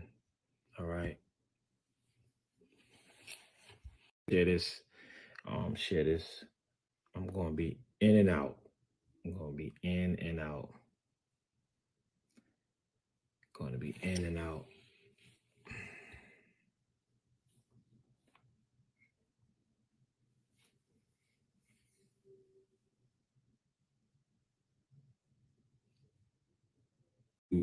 Alive tomorrow in front of the 69th Street, 69th Police Station. And that's on Forster Avenue. I'll post the address up. The NYPD failed me today and failed my church today. And my team has, we've been just. I just love how I love how the police failed, how everybody failed. It's always somebody else's fault. He decided to escalate an altercation with a woman that he didn't even have to reply back to. He could have simply got Rufus and Clyde to just escort her promptly out of the church and keep on with the sermon and the sanctuary and God's good Sunday. You would also think that a man who is a black man in America also knows that yeah, police were created for us. I mean, were created because of us, not for us. So with that being understood, that police are not your friend, the criminal justice system is not the friend of any black and brown person. It's not man, woman, or child. That this is why you would have better infrastructure and better vetting at your sanctuary. You know you're a public figure. You know you just got robbed shy of 2 months ago. So you have failed yourself by not doing the emotional work. Because now you're going to allege that this woman had a bag, which was her goddamn pocketbook. Okay, women have those. I'm sure you know, Bishop Blackhead. But since you was robbed and you're this deaf scared of what people have on them, and you actually have the money and the means, look at the chain on your neck, look at all your doctorates and all of your accolades in the background. Why not slap up metal detectors? And this is only an event space. This isn't even like a church space. Why not move the location to a better place? Why not hire actual police security? You know, police banks, they police grocery stores, they police events, festivals, all type of things. You could hire a off-duty cop, or on-duty cop to come and do the work for 2-3 hours on a Sunday.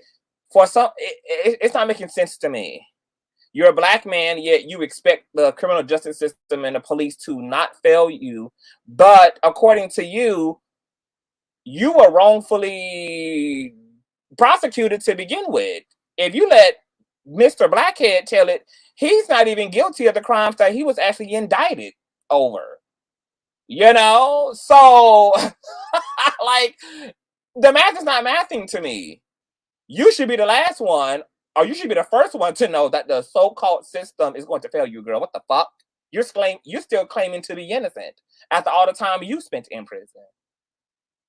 Okay, but if you know you're black in America and the criminal justice system ain't shit, then why didn't you do better under these circumstances in terms of how you handled the altercation and creating just more like protective infrastructure? It's just not giving. It's just not giving, girl. Getting a lot of audio and video, just putting things up, and you know, people are not going to make my church uncomfortable to worship, and they're not going to make my church uncomfortable to worship. And this is a design and attack of the enemy. And today we had 2 people to come into the church, and they were sent by some bloggers. I don't even want to acknowledge them because they're nobodies. However, the paperwork He keep not wanting to acknowledge the nobodies, but you're suing the nobodies publicly, and you're tagging TMZ and Shade Room and everything, and you already called them nobodies earlier. So why are they even on your mouth? Because this ain't got nothing to do with the nobody. Oh, but then again, he's making the quote unquote nobodies a part of something that they in fact have nothing to do, girl. And the fact that this man delusionally claims that there's proof that Larry Reid sent and put these women up to this, and that King Jives sent and put them up to this. The only reason why he believes that is because Red P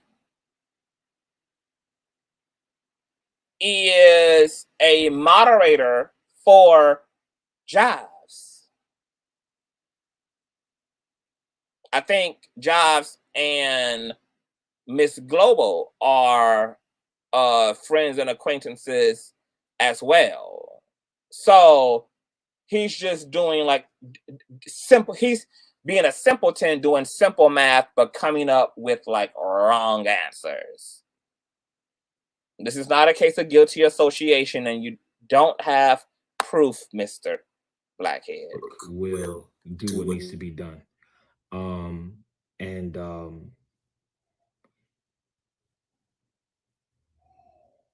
The media has painted a picture of me being a villain, which I'm not. And that's another good point. Another reason he's not saying that name is because he don't want them to pull the goddamn reverse Uno, which I'm sure they're going to do anyway, if this lawsuit ever even gets off the ground, because neither Jives nor Larry have even been served at all. So if this were to get off the grounds, yes, you are so right, Juice. He's also not saying them names, baby. Because he ain't got no goddamn proof, and he ain't got no goddamn audio, and he ain't trying to jump out the goddamn window completely before he can substantiate his suspicions. A damn fool. Today, there was an outburst in my church. Some people were sent, and we have all of the video. My team has done some internal research. We know who sent them. We know that it was a setup from the get-go. We have everything screen recorded. The young lady that you saw in the video, she is arrested and she's going through the system right now. And the other young lady that was there, the police are looking for her to arrest her. How they looking for Killer, and Killer been on a live stream for 2 hours on the rooftop of her building, chilling with wind in her damn weave, sipping a mimosa, mumbling and cackling.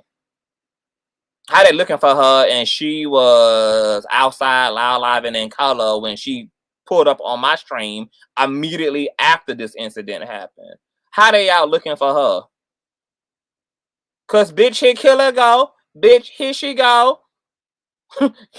Killer ain't remotely hiding. How they looking for her? Let's pull a pause in it. Let me show you how full of shit. Let me just show you how full of shit this man is. Thumbs up if you're in the building, because we should be at 1K likes by now, child. Y'all done been here getting this everlasting work. We should be at 1K by now. But let me just show you how full of shit this man is. How the hell they looking to arrest Killer, aka Red P?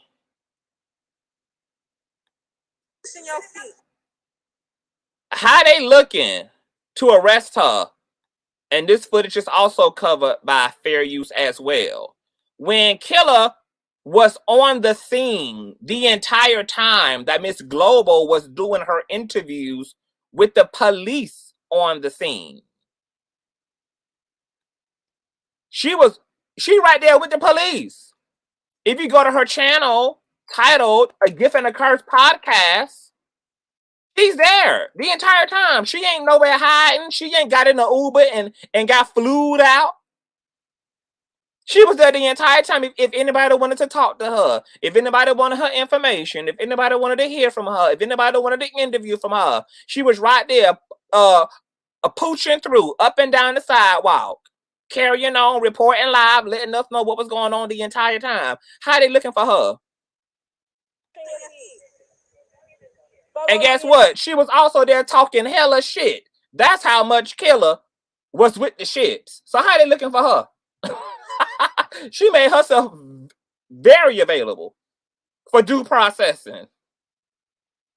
What they looking to arrest her for? She ain't commit no crime. She had the right to record. She got y'all giving her permission to record on camera. She wasn't the aggressor. She ain't start no shit. She ain't throw a bloody heel against your head like Cardi B did to Nicki Minaj. She ain't walked out with a body knot on her damn forehead like Cardi B did. And she was there pooching through in all the footage, baby, twirling and swirling all up in between these mayonnaise officers carrying on with no problem and with no concerns. So who is looking for her, Bishop? Does this look like a woman who's trying to not be found, who's standing this close to police? And this is only 5 minutes worth of footage.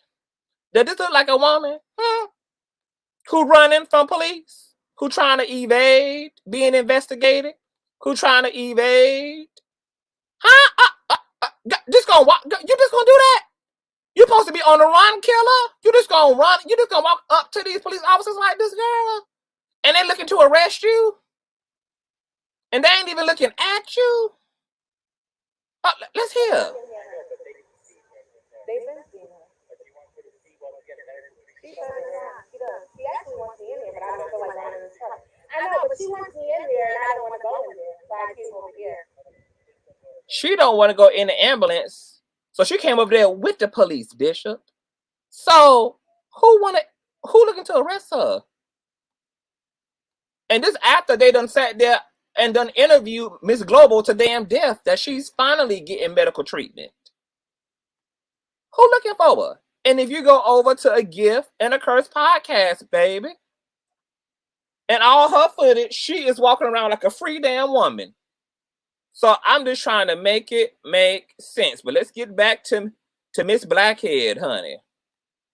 How doing? How doing? Thumbs up this video.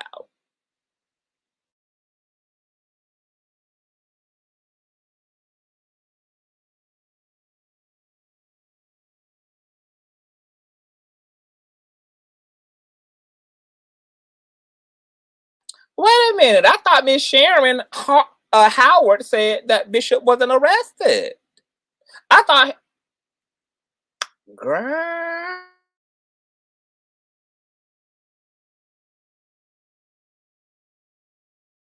Now I want you also to I want you guys to remember what he said, because he's going to contradict himself later. I want y'all to hold on to what he just said. He said, the police felt me today because I was arrested. Remember this, because there's something he's going to say that's going to directly contradict what he just said, what he just proclaimed out of his own mouth, that they felt him and he was arrested. Oh, y'all can't hear me? Y'all can't hear me?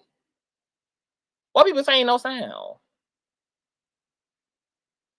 Oh, because I had to I had muted myself. I forgot this Facebook. I ain't got to mute on here. If y'all y'all can hear me though. No sound CTV. Oh, y'all can't hear me. Okay. Okay, so if you guys don't get an echo, let me know, because I'm not gonna mute myself. I'm gonna just let this play. So if it still sounds good, press a 1. But remember what he just said, okay? I rewinded it back. He said the police let me down because they arrested me. Okay? If it sounds good, give me a 1. Some people were sent, and we have all of the video. My team has done some internal research. We know who sent them. We know that it was a setup from the get-go. We have everything screen recorded. The young lady that you saw in the video, she is arrested and she's going through the system right now. And the other young lady that was there, the police are looking for her to arrest her. And however, the NYPD failed me because they arrested me. Now remember that. And I'm going to go in more detail tomorrow. However, they made a grave mistake in arresting the bishop. They would have never did it to a rabbi. They would have never did it to a priest. But because of the color of my skin, they arrested me. not only did they arrest me, but when they put me in the police car, they injured my wrist. However, when they got me to the precinct, they put me in a cell, and then I have never seen a level of gaslighting and whistleblowing and just the audacity to try to make this a Black Lives Matter moment because you made a fool of your damn self again, and you got caught red-handedly committing domestic violence against an unarmed Black woman in a long dress and dookie braids. And the level of cartwheeling and pussy popping that Bishop is trying to do by turning himself into a damn martyr and turning his damn self into Trayvon Martin and turning his damn self into damn Sandra Bland, trying to gaslight Black people with this whole racist shit and this, that, and the third, etc. The level of pussy popping, claiming he was injured and mishandled. So what you going down? Oh, so what you gonna do now? Are you gonna sue the state of New York? Are you gonna sue the precinct? Did you get the names, Miss Bishop, of the officers? Are you gonna get them served too, girl? Are you gonna apply for a double filing? Are you gonna get 20 million more? You gonna let them people do that to you and you not hold them accountable, Bishop? You're trying to hold Larry Reid and King Jives accountable. You're not gonna sue the police who injured your little fragile wrist? Who hurt your little feet and put you in the paddy wagon? You gonna sue them for emotional distress? after an hour or so, the higher ups, once they found out who was there, came in and started to do some research or whatever. And that's another thing. Thank you for saying that, Roxy, because if you look at the footage, okay, that's on Neighborhood Talking, TMZ, and that's on a Gift and a Curse podcast, okay, she's recording the whole arrest, girl, and he is screaming and shouting and cussing. So it seemed like they made sure that those cuffs were on there good because there might have been some sense of resistance, which I'm sure there was, right? Because you don't believe you did anything wrong according to you. So why would you have willfully been arrested? Why would you have been compliant? Why would you not have been agitated and doing the motherfucking most, even though your crime against this Black woman was captured loud, live, and in color for all to see?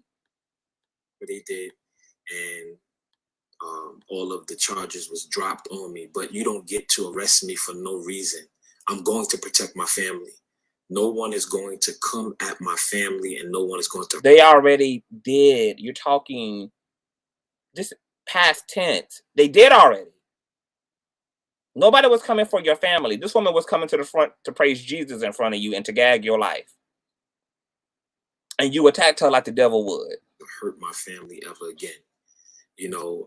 Then he's really trying to sell this narrative that this is about his family. He's really trying to get everybody to believe that Miss Global had the intention of hurting his family. He just throws this narrative. Now, we don't see no interaction between the wife and the baby or Miss Global. What we see is him entertaining Miss Global. What we see is him calling her to the front. What we see is him pulling her by her hair and grabbing her by her neck. What we see is him taunting her. What we see is him assaulting her. There is literally no data to support the fact that this woman was after your children, but he's trying to also use the damsel in distress shit to play on y'all hearts too.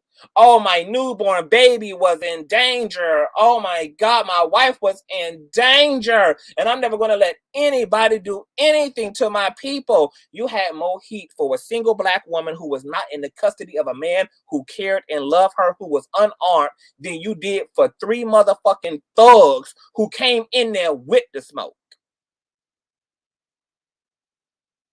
This is narcissistic gaslighting to the 10th degree, and it drives you intellectually insane.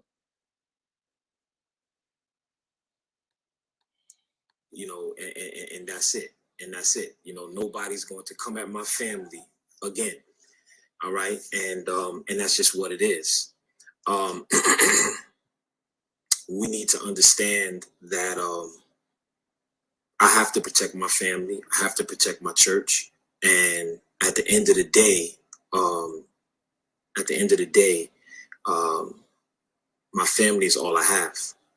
And I will protect my family with my life. And that's just what it is. So I'll be doing a press conference. I'll be doing a press conference tomorrow.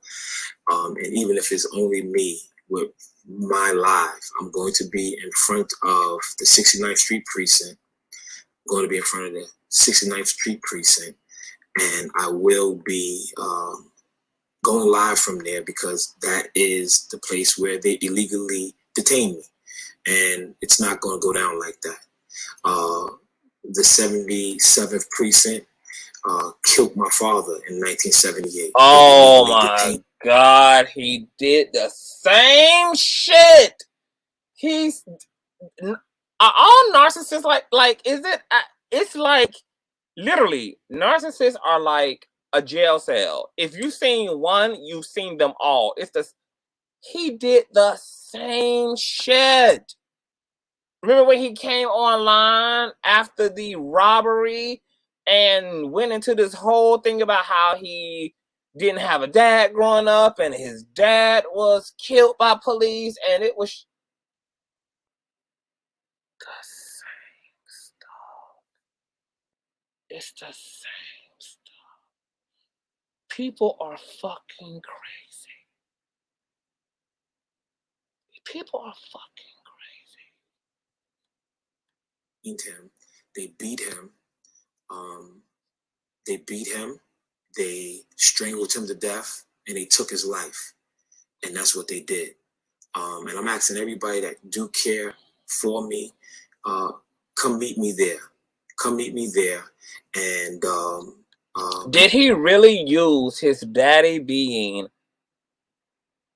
unjustifiably murdered by the hands of police to garner further sympathy and to get a crowd going for his press conference tomorrow? Did he literally just clout chase off of the homicide of his own damn daddy about something that's completely unfucking related? Did he really just clout chase off the passing and the homicide of his own dad? Just to get 10s and 15s of people to attend a forgettable ass press conference about absolute nothing. You know where he would get more goddamn people in attendance? This is all you got to do if you want to sell out show tomorrow, Bishop. Apologize. People would pile in by the bundles to see that shit happen. People will show up in their Monday's best. People will take off work, boo, and fake a Corisha 19 test strip to be there promptly. That's all you got to do if you want to turn out, baby. And support me, because if I was not a black man, I wouldn't have been arrested. If I was a Catholic priest, I wouldn't have been arrested. If I was a Jewish rabbi, I wouldn't have been arrested. But because I am an African American bishop, pastor of a church with young people, and they like to profile us as thugs and profile us as people to not be trusted. And I'm going to go into a lot of detail at this press conference on tomorrow, and I'm going to get into detail with this case that's been going on for so long. I'm going to talk a little bit about that as well. But, you know, just know that I know. Just know that I know what's going on. I'm not crazy. I'm not crazy. Oh, God. Don't trigger me, Bishop, okay? Do not trigger me, girl. Oh, God. Y'all, Pam Esquire, the law intellectual, is the lawyer who was on King Jives' panel that we was looking at earlier. Make sure that you guys subscribe to Pam on YouTube. She also has a YouTube page. I believe that your page, Pam, is your name here, right? Put your link, boo, in the live stream so my mods can rotate it and folk can go over there and subscribe, girl. She gets into the teens of the teens of the teens, girl. Okay, she put what she done spent her whole damn life studying to good use out here, girl, and give y'all a professional and legal analyst, okay, of these types of things. Okay, so make sure that you subscribe to Pam over on the YouTuberations. There it is, y'all. So make sure that y'all save that link and subscribe over to Pam, y'all. She does amazing work. Oh, how you guys look at me. And when I'm talking about you guys, the ones that don't believe in the God in me, you can talk what you want to talk, you can say what you want to say, but at the end of the day, I'm a pastor. I should be able. No, people can't say what they want to say, because if that was the case, you wouldn't be trying to sue nobody. Why are you trying to sue two content creators for doing exactly what you just said, saying what the hell they wanted to say, having a personal opinion about the way you move and the way you groove? Why are you trying to sue two people for 20? You ain't even worth $40 million. Who's supposed to pay you $40 million? Able to preach the word of God, whether if you like it or you don't. Whether if you like it or you don't, right? It doesn't matter. You should not come to interrupt the house of worship. And by no means can you come into the house of worship, plan it, interrupt it. But they did. But actual burglars planned and they planned and then they came up in the sanctuary and put you in doggy style position while the pistols were cocked to your congregation and to your family. You are not a man. If you believe that you standing up to a defenseless black woman is your claim to manhood, that's your claim to heroism, that's your claim to Hercules status, is you took advantage of a unarmed black woman who was without the assistance of a man. Because we know damn well, Bishop, that had Miss Global not had Miss Red P next to her, but had Suge Knight next to her, there would have been no smoke, baby. You would have did everything to wrinkle out whatever tension seemed to be brewing from the pulpit to the pews, baby. Let's not play these games. We know that if Miss Global was a man, that bitch you would have never.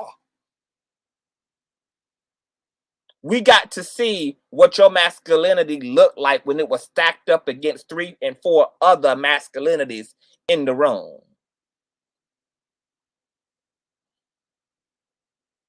We got to see you transition from a man into a bitch before our very eyes. So it seems to me that you keep saying these things because you trying to convince your damn self that you're more of a man than what you are. And I'm here to tell you that no matter how many times you repetitiously cycle that thing back to yourself again and again and again and again and again, that you're never going to ever not say it again and be comfortable and confident in who you are until you actually act like a man, rather than stating and proclaiming and shouting and declaring that you are a man. Because being a man is not a bunch of verbiage.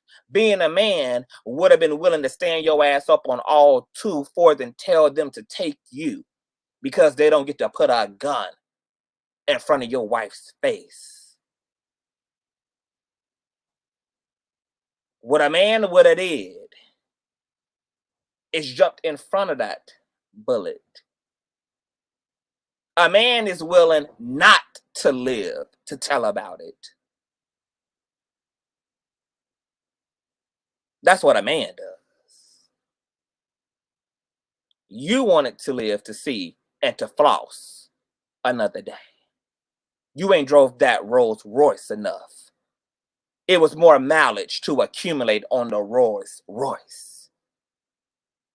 there were more collars that hadn't been popped in the closet yet, that hadn't seen the broader daylight yet. You had too many things to live for.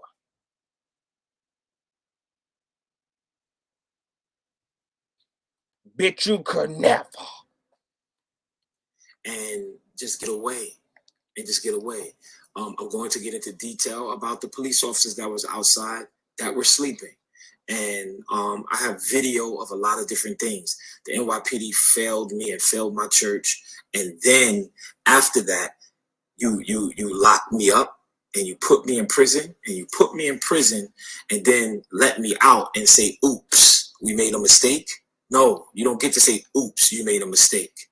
You don't get to say, oops, you made a mistake. There's no oops. You're not going to do that to a judge's child. You're not going to do that to a politician's child. You're not going to do it. You're not going to do it. You're not going to do it. So at the end of the day, I'm going to stand 10 toes down. I'm going to protect my family. I'm going to protect my family. I'm going to protect my family at all costs. And if somebody comes to hurt my family, I'm going to protect them. You didn't. They did. You didn't. Okay. I am pro-woman. My mom raised me when my father got killed. Pro-woman. But you put 3 lacerations on this woman's neck. Pro-woman. But you didn't even defend both the women, your daughter and your wife, who should mean the most to you. You didn't even protect them when they had raggedy niggas in their face for their silver and gold. This man, in my personal opinion, is all out delusional. This is what functional delusion looks like. Y'all, if y'all ever seen functional alcoholism, functional addiction, this is what functional delusion looks like. My grandmother raised me and my sister raised me. I have no need. I have no need. Pro-woman. Right, Miss Elena. So why does a woman have a lawsuit pending against you to retrieve her $91,000?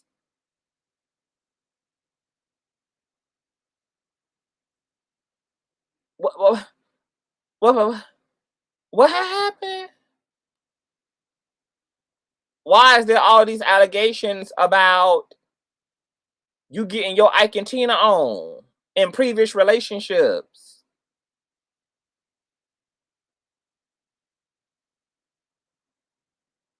You ain't. We see that you don't respect the law. That's been made clear by your rep sheet, and we can see that you damn sure don't, in fact, respect women.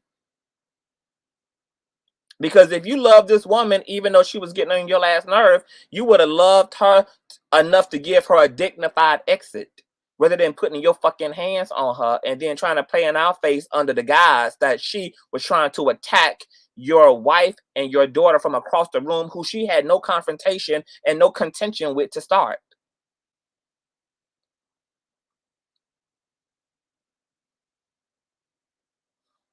When did you see Jesus putting his hands around a woman's neck? Hell, when did you see him putting his damn hands around a man's neck? But y'all the men of God. To try to hurt a woman. But at the end of the day, you're not going to hurt my baby. 2 months ago, or a month and a half ago, talk about it. A man put a gun in front of my daughter's face. And we saw you happen. And we saw you do nothing about it. It's not going to happen no more. And I'm standing 10 toes down and leading. It's the false equivalence for me. He's trying to compare apples to fucking cactuses.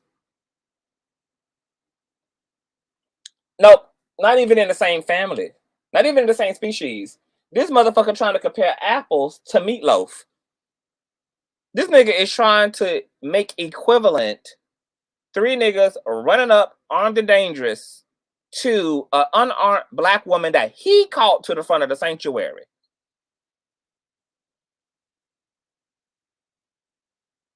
And do you know what's sad about this?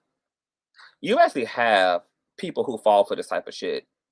Unfortunately, if you looked at a live stream of this Facebook, there's a lot of goddamn dummies who was right there. Oh, Pastor, we don't let the devil, don't worry about these people. We know who you is. We know how you had dumbass niggas in the chat. Oh, Pastor, we know who you is. You all right with us. You ain't gotta prove yourself to nobody. This is the trick of the enemy. A flock of damn dummies.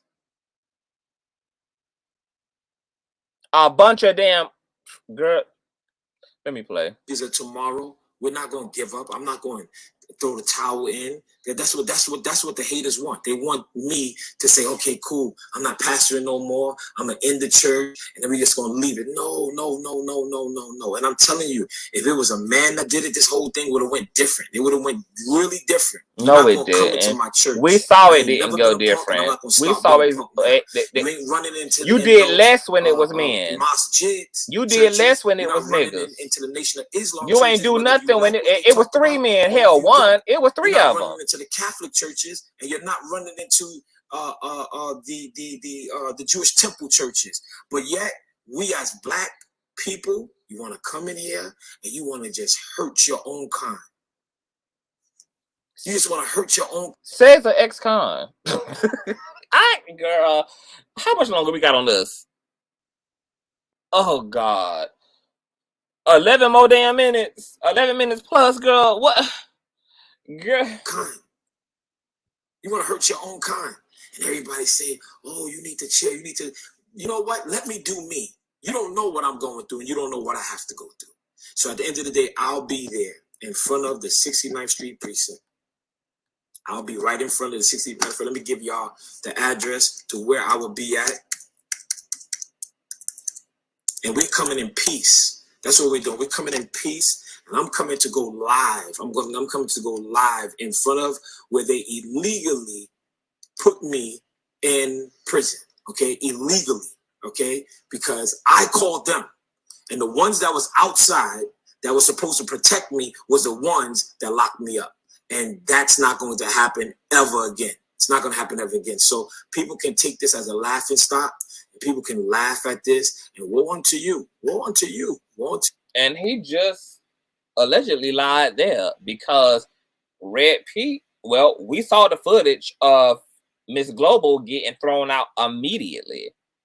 Red P said that police were already there, first of all, when they got to the sanctuary.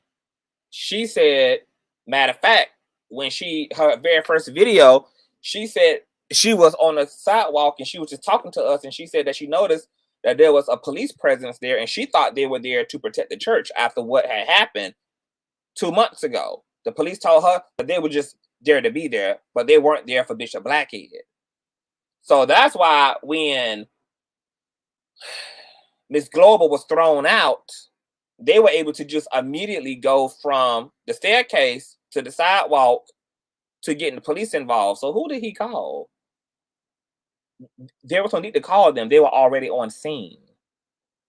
And Miss Global was the first to initiate contact because, after all, right, you went back to preaching, as we saw. Now let's get back to the word, right? So we know you didn't call. Call for what? Why would Miss Global have not called, first and foremost? To you. You got to deal with that with God. But at the end of the day, when my church is being let out and the babies of the church see their pastor being arrested. When the babies who are inside of a building that has made no preparation to better itself, aside from putting Rufus and Clyde at the front door, and then they so goddamn incompetent that they didn't even know that there was tension in the damn sanctuary, which is why when you had to grab Miss Global, you had to literally grab her and then run her. I'm gonna show y'all. I still got her stuff up here. Hold on.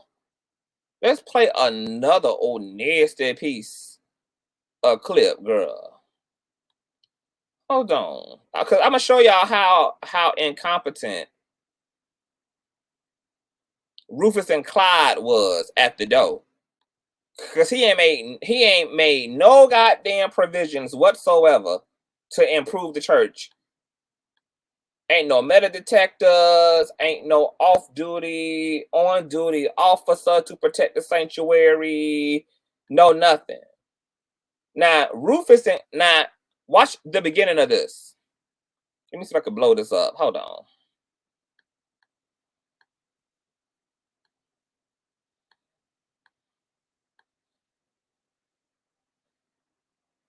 Watch up here. Okay? Altercation about to happen. Okay?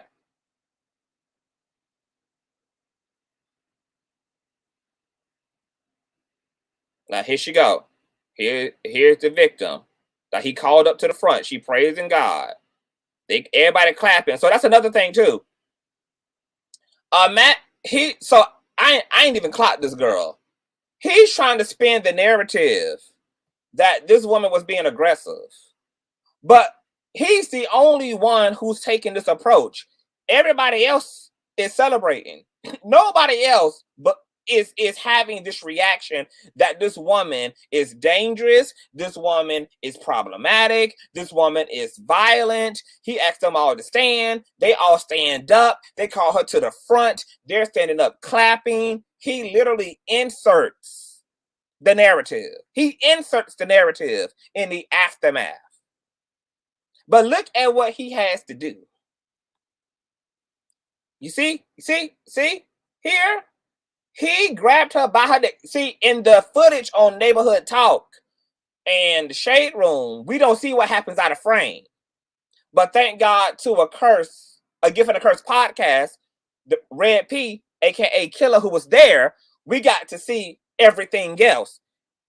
This is what happens when they get out of frame. He runs her, grips her by the back of her neck, and then runs her all the way to the back. All the way. All the way to the back. All the way. And look at how everybody else is having this, like, Jason Voorhees hypnotized ass reaction. He has his goddamn hands on a woman and is pushing her to the back of the church. And they all still clapping. This nigga here in all white doesn't even bother to look to the right. This is just another day in Holyfield. Just another day. The nigga in the white don't even bother to look over to the left. Bishop flying at 100 miles an hour with a damn black woman on the hood of his car, and he is there clapping, girl, in the goddamn sunken. In the goddamn sunken place. Let me slow this down.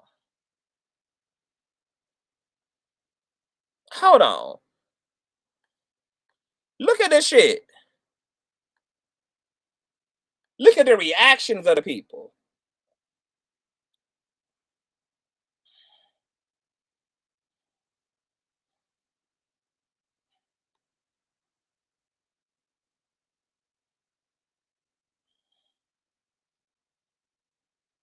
And they still clapping, y'all.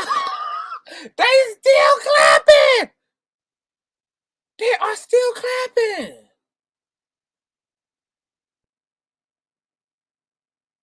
Them folk was still clapping, still being obedient to Pastor, playing in his delusion with him. They don't even react to his bad behavior. They don't even react to the bad behavior. They just stay in the sunken place in order to corroborate his delusion. But why I wanted y'all to see that is because Red P told us that upon him grabbing Global and pushing her to the back of the sanctuary, he pushed her into the arms or into the bodies of two black men who were in the doorway, who then escorted her out of the bodega. But this man is talking about the babies, and how the babies had to come out of the church and see their pastor arrested But they're seeing a pastor who gaslit and antagonized an altercation with someone and escalated it for no reason, and then put their hands on a black woman, and then had two other niggas throw her out, not protect her, throw her out on behalf of the nigga that asked her to come up, that assaulted her, and two other niggas followed master's orders against this unarmed black woman that he asked to come up.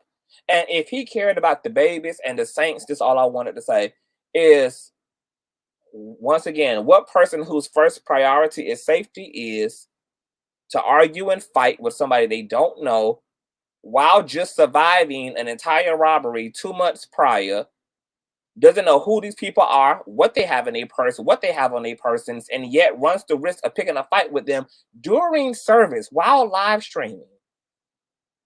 But also doesn't make any provisions to install any real security in the building, no metal detectors. And then how incompetent is Rufus and Clyde, who throws Miss Global out on her face when they can hear him over the intercom the entire altercation? Why were they to the back of the church? If they were security, which you should have at this point, why the hell, when they first saw and heard you calling her out, didn't make themselves more visible? Why didn't they come into frame? Because they can hear that pastor is agitated and hear that something is going on. So why the hell was Clyde and Rufus all the way to the back of the damn building? Why? What did they to the back of the building? I mean, we don't even know if they were security or not. We don't know if they were makeshift security or not, but that's even more sad, because why would you go through getting robbed of $1 million worth of fucking jewelry and come back to the same building and not have preventative infrastructure in place? Why? How? And then to get in front of the public after you get shamed for doing what you're doing and act like you're the fucking victim.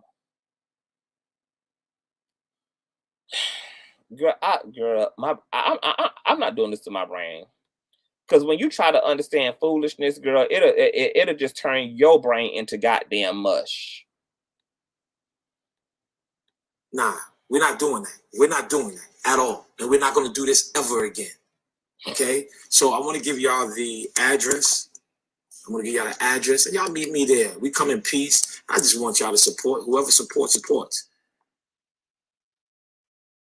Let me give y'all the address really fast.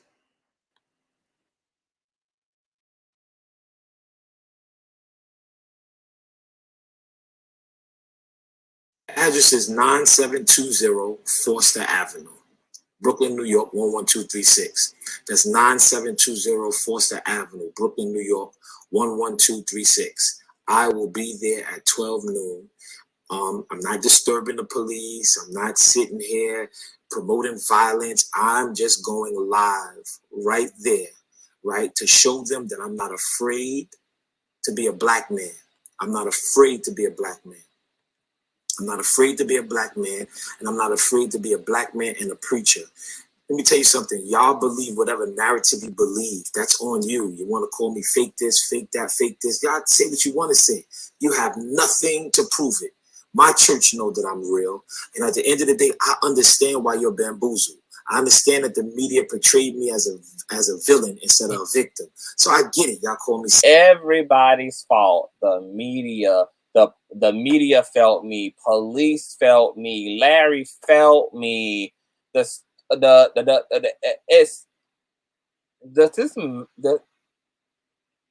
man even have the ability to hold himself accountable? Like, at least with the most immature of them, they can at least give you one thing. They can just give you one sorry. They can at least give you one, like, I did this. Not Bishop. Not Bishop. Perfectly. He's perfect. He's flawless. There is no room for improvement upon himself. There is no room for him to look back in retrospect on the robbery and have learned some things, and lacking implementing those things he should have learned from the robbery into these things. And this, baby, classic narc 101. Scammer, because I was arrested before and sent away to prison for identity theft. But y'all don't know that I was set up with that. Y'all don't know. I got the paperwork. Y'all don't know about the forged the fake search warrants that the police did. So all you guys got to go off of is the media. No, y'all don't get to know who I am. You don't get to know who I am. And if you got to know who I am, I think that you guys will like me.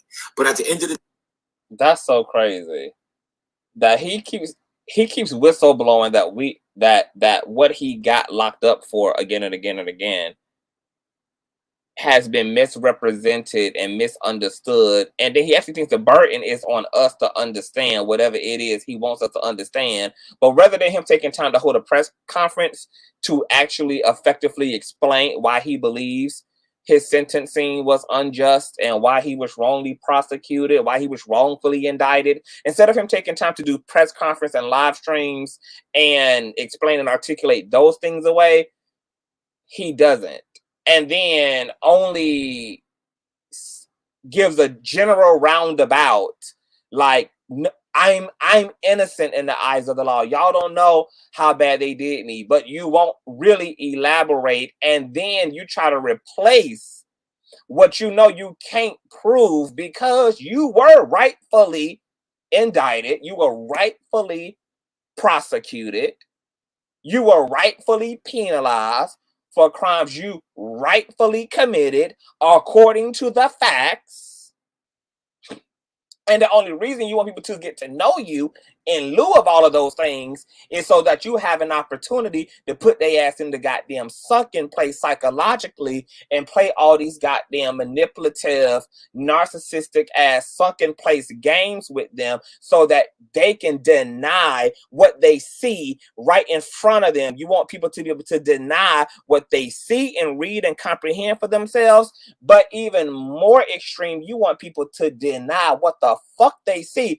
And I'll give you this. You have successfully done that at least on 19 willful, indignant motherfuckers, because you had them motherfuckers standing up giving you a standing ovation for an open battery and assault you were committing against a woman right in front of their fucking face, and none of them did nothing but stand on their fucking feet and clap and proceed with service as usual.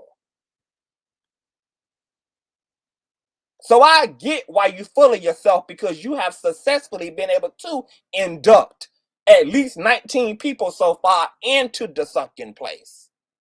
And you believe that there's more gullible sheep to pile into the slaughterhouse out here. They just need to get to know you, not know the facts, not get to know the courts, not get to know nothing else, but get to know you. So you can have the psychological at-home advantage and teach them how to deny common goddamn sense, get them to compromise their intellectual faculty, and get them to stand blindly on your word and your sentiment.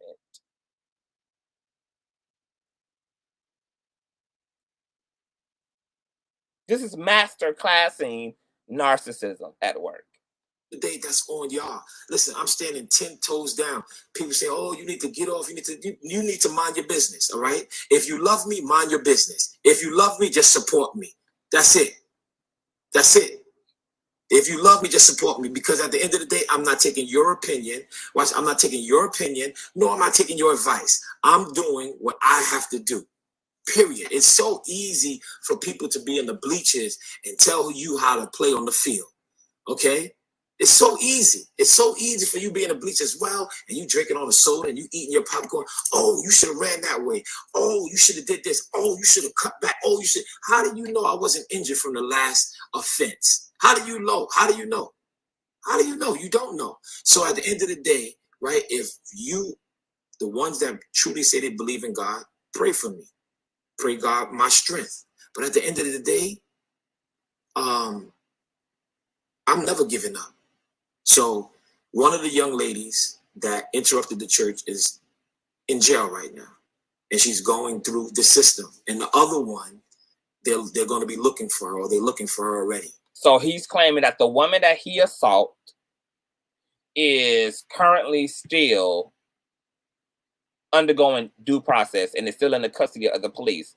Now, the reason why I told y'all, like I said earlier on, that I'm willing to believe that there could be truth to that is because when Red P Killer, her homegirl, came up here earlier, shortly after, she hadn't been in contact with Keela since they parted ways. And by the time that King Jives did his live tonight, which was around 8 or 9, nobody still had heard from Miss Global either. Red P thought that Miss Global was probably just not answering the phone because she was probably just overwhelmed and she was probably just traumatized and just kind of taking everything in. So she was just taking a breather. But they have not been able to get in contact with her. So there may be truth to what he's saying. Now, y'all asking why would they lock her up? Y'all got to understand, he had the at-home advantage here, aside from Red P, who was there. He's making the claim that this woman was the aggressor and tried to come in front of the church and then bypass him to attack his daughter and his wife. And he had to personally escort her off the premise. Now, he got 19 people there to corroborate that story. And it seems as though the police haven't actually seen any of the footage at the time. So it just may be the case right now that they were able to have advantage over the narrative. And she didn't trespass. He welcomed them into the church. They were properly seated. There's even footage allegedly of him giving P permission to record. We see the footage of him asking her to come to the front. We see him asking her to speak, having a back and forth banter. He don't tell her to leave. He too egoic for that. And instead, he invites the fight because that's what an ego does. And of course, as you can see here, he's the perpetual victim. And he got a wife who's going to have his back. And he got Clyde and Rufus and Methuselah and Madame and Matilda in there to help corroborate the fact that Pastor was pastoring. And this woman came in here with her cameras, came in here aggravating the space, being provocative and invasive and disruptive. We saw her launching toward the pastor's wife and his child. And rightfully so, he had to personally remove her with the support of Clyde and Rufus at the back of the church. And because he's a pastor, he's probably already going to be believed. This is a church. Police are probably already going to believe that there's no way a pastor is this fucking weird. And there's no way a pastor would be the antagonist, at least not during Sunday service. He probably told the cops I'm a public figure. These people are trolling me. These people are, they come to my place of business. They come to my place of worship. They, try to tease me and bully me. And these people do all these things. These two women already had done commentary and content on me. They set me up. They came to try to embarrass me. And he has the luxury of having a title of pastor, which makes him and it can lead to him being interpreted to be more virtuous. And he had an at-home advantage. They were on his turf, and he got 19 witnesses who damn sure ain't gonna say nothing less than what pastor want them to say. Now, it's purely speculative that Miss Global is in jail. That's what he's saying. I do find it ironic that nobody has heard from Miss Global all day since this event happened. So there may be some truth to that, or there may not be some truth to that. We don't know yet, but you know, it'll all come out in due time. Okay, and she'll be arrested. And they were sent by 2 bloggers, and we have all. And mind you, everything that he's telling us, everything that he told us earlier when he went live and told us tonight that he went live, you can best believe this is exactly what the fuck he told the police, honey. This is exactly what he sat downtown and told the police all of, baby. And had 19 people agreeing to police that this is what happened. Confirm information. All right. The ones that I'm suing, was the ones that sent them. And I don't even want to talk about them because at the end of the day, this is what they want. You're saying when they don't have no content, right? They want to send people to my church to create content. And y'all not going to do that. You're not going to do that to me. You're not going to sit here and come in my church when you want to come in the church and do what you want to do.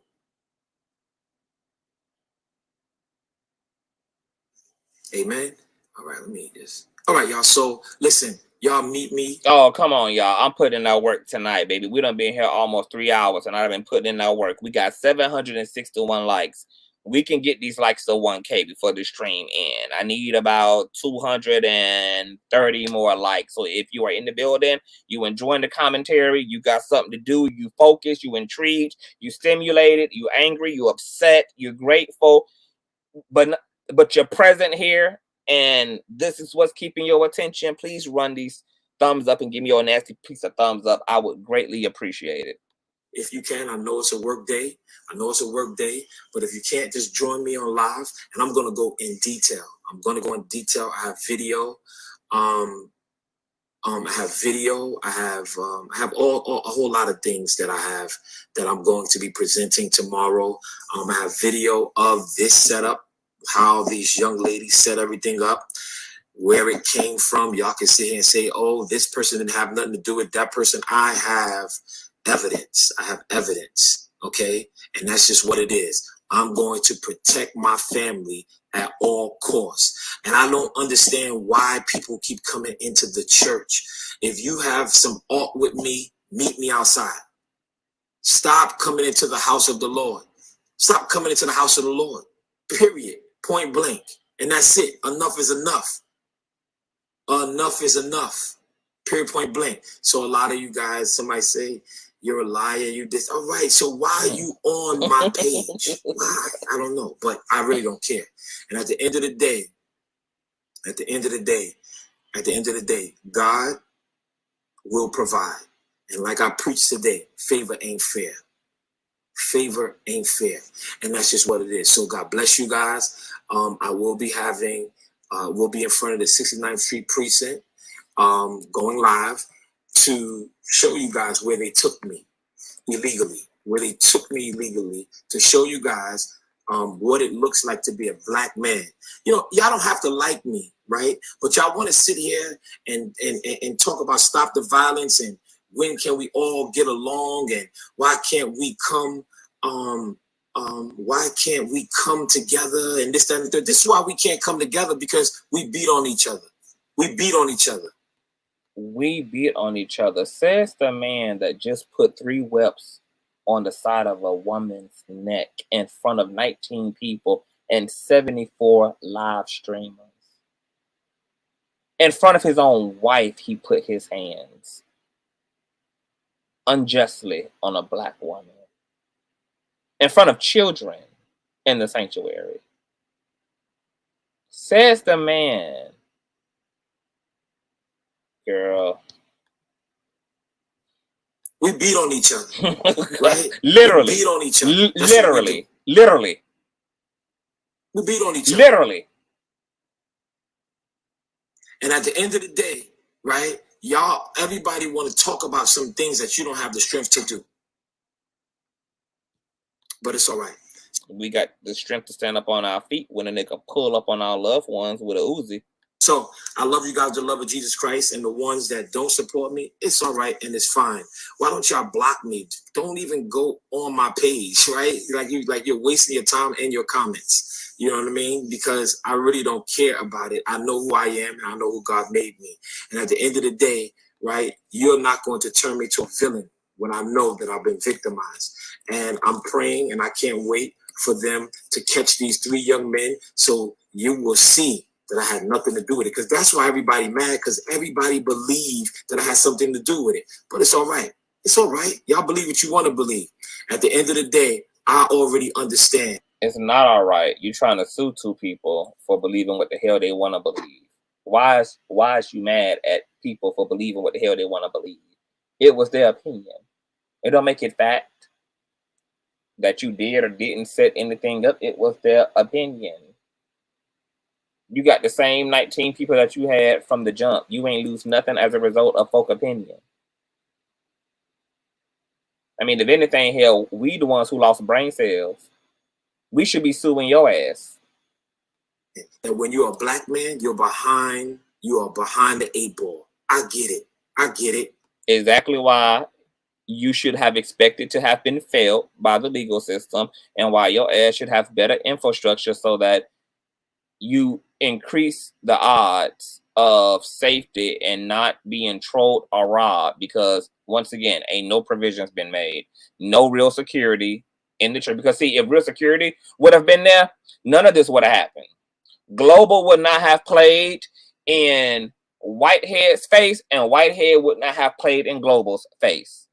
Both parties would have acted accordingly had real security been in the building. It's interesting how one little piece put right in the middle of all this would have prevented this whole thing from happening. Had he had an off-duty, on-duty cop in the sanctuary as a result of what happened 2 months ago, all this playing in each other's face wouldn't have happened today. And who don't think that he ain't got nothing to do with what happened today? Guess who think? He ain't got nothing to do with it, baby. That these things just happen and fall out of the sky into his damn life. I get it. And at the end of the day, everybody up here,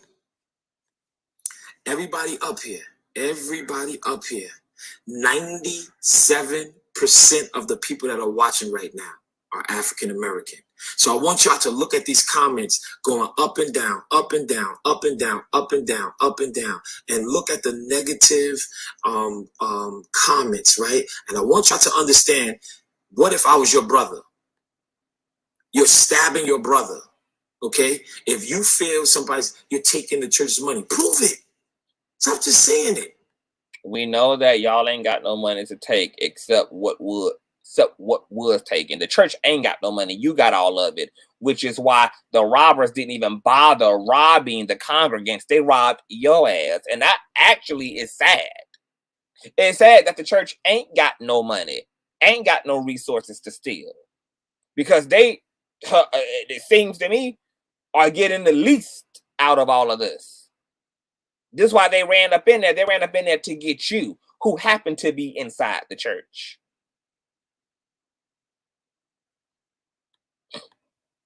Somebody say, we saw you choke the lady. You ain't seen nothing. Like, come on. Y'all, this man just told y'all ain't see a motherfucking thing. This man just sat in y'all face and told y'all that y'all ain't see him do nothing. Y'all ain't see him choke nobody. He just said, y'all need to hear it again? It's right. And I want y'all to understand, what if I was your brother? You're stabbing your brother, okay? If you feel you're taking the church's money, prove it. Stop just saying it. Somebody say, we saw you choke the lady. You ain't seen nothing. Like, come on. Oh, God. What are we doing here? Y'all? What are we doing? Oh, God. What are we My doing? God. I'm not supposed to protect my family? I don't play these type of girl. I do not play this type of sucking place games. I don't even allow myself to endure somebody, baby, who be playing these type of sucking place games, baby. The word says, girl, you got to protect your mind, protect your ears, protect your brain, girl. Girl, he best to be loved. He best to be glad that I came onto this live stream covered in the name of the Father, Son, and the Holy Daughter. I came in all the blood tonight. But under normal circumstances, boo, I would not allow myself to endear somebody with disillusion. I'm not supposed to protect my family, right? I didn't swing. I didn't hurt her. I grabbed her and escorted her out. Period. Point blank. And I know that some of y'all would have did even worse. But nobody's going to hurt my family. So meet me tomorrow at 9720 Foster Avenue, Brooklyn, New York, 11236. And I'm going there to go live. I'm going there in peace. And I'm going there to show you guys the precinct that illegally arrested me today after service. After service. Okay? After service. Okay? So I got out of the pulpit and they threw me into a police car. And that wasn't right. It wasn't right. And I'm going to give you the names of the officers, and I'm going to do all of that tomorrow. And I'm going to give you guys an update on what's going on, the stuff that I know, or whatever the case may be, with these 3 robbers that came in my church and did what they did. All right. So I get it. A lot of you more love me and support me than the ones that hate me. So the ones that don't like me, God bless you. I'm praying for you. And just ask God why. Just ask God why. All right? Just ask God why. Okay? My brother, don't hit a woman. I didn't hit no woman. I don't know what y'all reading. I don't know what you're looking at. I did not hit a woman. And at the end of the day, let me tell you something. If she would have pulled, y'all don't even know she had a bag under her arm. Do y'all know that? You don't know that because you couldn't see it. You're believing what the media putting out. Did y'all know she had a bag with her? Did y'all know that? Did y'all know that she could have had a weapon in the bag when she went at my wife? Exactly. So why would you gaslight an issue and you know you don't have proper security in the building? You know that you don't know who these women are. And if you knew them from the internet and knew that they already didn't care for you or like you or whatever it was, that makes what you're saying even more goddamn ridiculous, because why would you antagonize people that you believe hold some type of hostility towards you? You walked right into it, Bishop. You didn't fucking know. And you, once again, for the second time around, could have endangered the goddamn lives of your congregation. The first time you did so because you knew you and your wife were rocking over $1 million worth of jewelry and had the nerve to pull up into a non-secure building. And you are a public figure and have some level of popularity. I mean, you are sitting at 100,000 subscribers on Instagram alone. So a man with this much attention on him, who chooses to be flashy, who's drenched in all of this high luxury, high-end jewelry, creates a church without proper protective infrastructure, and then takes no responsibility in being a sitting duck, takes no responsibility in people preying upon the congregation because pastor is flashy and want to be flaunty and want to be gaudy, and then directly put your sanctuary and your congregants in the line of danger. And then don't even learn from that. Turn right back around. Ain't no metal detectors, ain't no proper security. And now somebody else runs up in your church who you don't know. And you thought you would have learned from the last set of strangers that ran up in there and had weapons. But no. You decided you wanted to fight and that it would be easy for you to prove that you are a man by manhandling a woman. Because we know what them niggas did. to your manhood when you was in doggy style, reciting the sinner's prayer. You didn't know them. That's exactly why you should have had them professionally escorted out rather than escalating the drama, because you didn't know what these women could have done, what could have been the agenda. But your priority was your ego. Your priority was proving that you was the baddest bitch, instead of being a man and being a responsible one at that, because your children and your wife and people that trust you and feed your ministry every Sunday are here. And here it is, you are choosing to pick a fight in the middle of service. And if all 19 people are in attendance next Sunday, from this point on, I honestly don't give a damn what happens to any of y'all. Because this is willfully ignorant, willfully negligent. And these people know these people know that they're unprotected. They know and continue to fuck with it again and again and again and again and again. So ain't no empathy from me, baby. Ain't no empathy from me. None. Because when a person is showing you directly who they are, they showing you directly. Fool me once, shame on me. Fool me once, fool me twice, shame on you. Fool me 3 times, bitch, ain't gonna be no 3 times. Bitch, it ain't gonna be no Trinity time, baby. It ain't gonna be no 12 times. No mamas. And my 10-month-old daughter, did y'all know that? Did y'all know that she had a bag under her arm? Yeah, it's called a clutch. It's called a pocketbook. It's called a purse. What are you saying? Have any of you guys ever seen a adult woman with a bag under her arm, y'all? Do any of the women carry around a bag with them? We know he got plenty in his closet. Or is he under the belief that only men carry purses? Did y'all know that? Did y'all know that? So if somebody lunges at your child, what are you going to do? If somebody lunges at your mate, what? Did y'all see a lunge? Because we played it back in slow motion.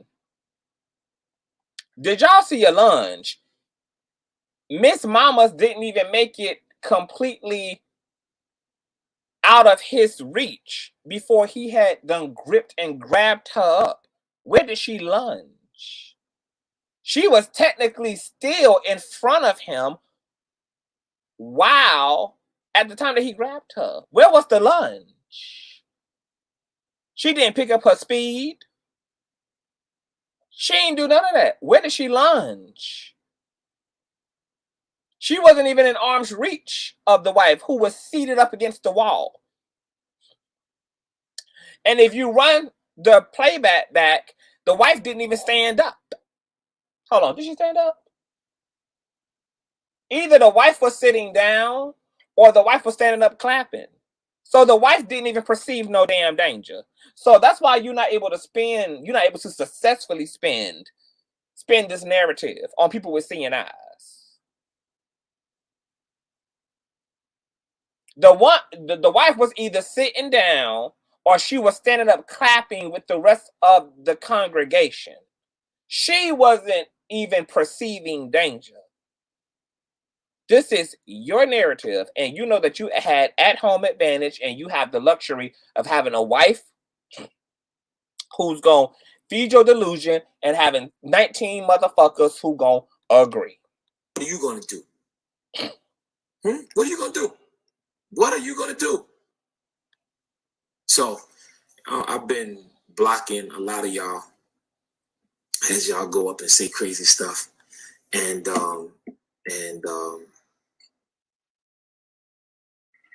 y'all stay focused. Y'all stay firm. Meet me tomorrow. We're having a press conference tomorrow right in front of the 69th Precinct. That's in Brooklyn, New York, 9720 Forster Avenue, Brooklyn, New York, 11236. Okay. She didn't lunge. Y'all did. God bless y'all. I ain't arguing with you. Y'all say what you want to say. You've been arguing all day. 90% of y'all got 100 followers, and y'all. This right here is your life, right? Your life. Social media is the life that you never had. This is their life. This is their life. But he's the one calling for press conference. He's the one calling for all those people who only have 100 followers on the internet to attend the press conference. He's the one that been live twice today, done spoke with every goddamn media outlet there is today. Plans on coming back tomorrow online, and also running a goddamn press conference in front of the 36th precinct. But everybody else needs a fucking light. You never had. All right. So I get it. God bless you. And if I could help you, you know, I will be there for you. I help a lot of people. God bless you guys. I just want to give you guys an update. Yes, I was arrested, but I was released and all the charges were dropped, or they called it voided out, whatever they want to call it. So if I did do something, why am I not still there? Right? Let's use logic. Let's use logic.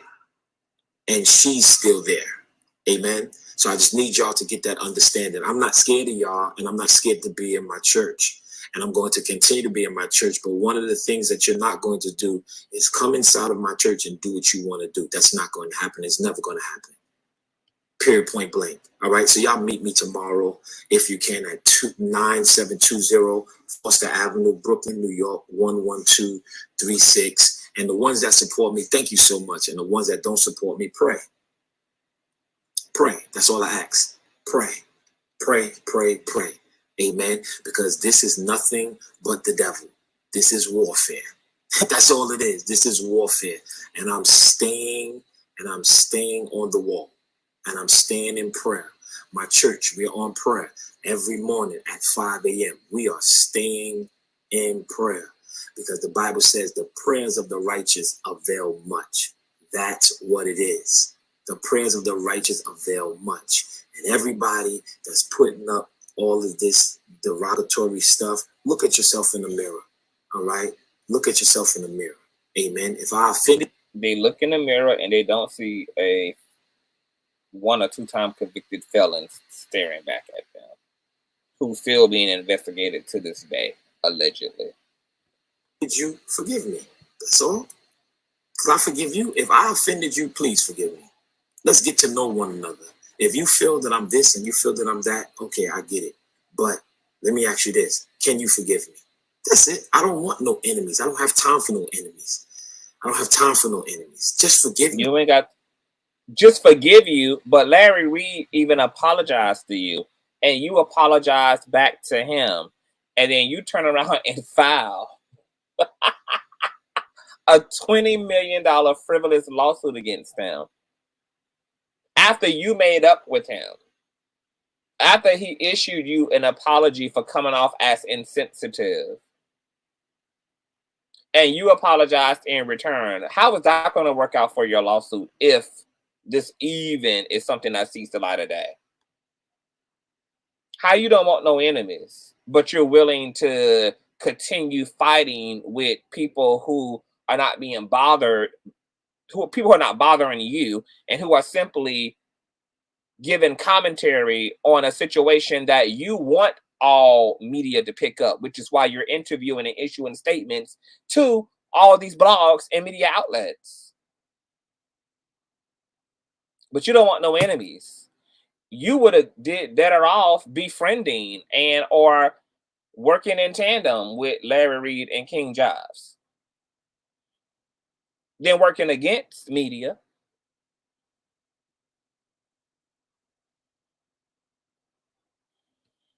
But you don't want no enemies. But trying to sue people is you trying to keep the peace. You want to be a public figure until it's time to be a public figure. You want media in your business until it's time for media to be in your business. Got it. Stop being so angry for what you think you know. You know? And the church is safe. The church is safe. It was just a woman. So I didn't want my guys to take her down, and I didn't know she was going to do what she did. I was giving her, if you watch the video, I was giving her an opportunity to say what she wanted to say, to cuss me out and do what she wanted to do. And then she walked up and then came back down or whatever. So I didn't want my security to grab her and do nothing to her because she's a woman. She's a woman. So I said, okay, let me see. All right, cool. Gary, yell at me. Do what you read. Look on my page, y'all. You'll see it. I said, go ahead. You finished? You finished? Then I started to pray. All right. Then you finish? Okay, cool. Then I got the video, y'all. I got the church video. So you're going to see her walk out. I might post it too. You're going to see her walk up as if she was leaving and then come storming back. And that's when I grabbed her. Because you're not going to walk up and storm back at my family. All right. So God bless you guys. And just know that God is in the blessing business. Thank you guys for tuning in. I will be on live at noon tomorrow, doing a press conference at noon tomorrow at 9720 Foster Avenue, Brooklyn, New York, 11236. And I'm asking, whoever want to come out, come stand with me. I know it's a work day. If I need to stand by myself, 10 toes down. 10 toes down. I got to do what I got to do. All right. Y'all stay focused. Y'all stay firm. Just know that one of the perpetrators is already in custody and the other one, they're looking for her. Okay. And just know the ones that sent them, we got recordings, we got videotape. We have a lot of things that's showing that you guys did it and you guys set it up. Okay. And I want to thank everybody. So now these are his claims. He got video, he got audio proof that Larry Reid and King Jives weaponize these women and weaponize them to do what? Because we know that this is total bullshit. Red P already admitted on King Jives' platform when Larry Reid was up there that she been trying to get a fucking interview with Larry Reid for the longest time, and he been paying her damn dust, and that this was her first time having any interaction with Larry, and Larry didn't know who she was either. And so, oh my God, sorry, I didn't know that you. But let's just say, right? Let's just say, just hypothetically, that King Jives corresponded with Killer or Red P, and Miss Global, and they said, "Hey, child, we gonna go to the Bishop church on Sunday, girl. We want to see what's going on, child. We want to see how big this building is. We want to see if it's asbestos in the walls, if they got cockroaches, girl. We want to see what the tea is, honey. We want to see if this thing look as bad on the inside as it does on the outside." Let's say, hypothetically, King Jives said, "Okay, girl, tell me how that works out, child. Yeah, girl, take y'all cameras, da-da-da." Let's say Larry Reid said the same thing. That's not illegal to do. This isn't a hire to murder plot. People can right now plan to come to your church on Sunday. Just like right now, people can plan to come to this raggedy ass press conference tomorrow. Unless there's something actually illegal in the correspondence, they did not break any law and do anything wrong, even if there was whole conversations about planning to go to your church and see what it gives. None. It's not illegal for her to also record inside the sanctuary. Hell, you're live streaming the goddamn congregation. So, saying they're behind this, there's not going to be no proof provided because it doesn't stand. It's just a narrative spinning of a man who tells tall tales. And there's nothing illegal about any plan or premeditated plan to attend your church for whatever reason. Unless the plan was to have you beheaded, unless the plan was murderous, unless the plan had something to do with bribery or robbery, no laws were broke. Because people had planned to come to your church and see if it was as funky as it looked. Okay. So the bishop said he gonna be back tomorrow, girl. Okay, I was gonna drop the link, but hell, we are 3 hours and 10 minutes into the live stream, and I ain't got nothing else to give, and it's gonna take even damn longer if I open up a panel. So what we're gonna do is we gonna try to get some information and see if we can verify that Miss Global is okay, and hopefully she is okay. I hope to God this woman don't have her neck bandaged up and had to go through all the shit just to also be kept overnight, or to, for whatever reason, oh God, because you know what? Nobody sees a judge over the weekend, and this happened on a Sunday. So if she is in jail, she would be in there overnight if they actually did charge her. And once again, we know if she is charged, it's simply because he had at-home advantage and had the advantage of having 19 other people who could corroborate his side of the events. So she would be seeing a judge more than likely today, aka Monday. I'm on Eastern Standard Time. She, in fact, may still be. Okay, her name is Tarsha Howard. Okay. So if you guys find any confirmation on that, let me know.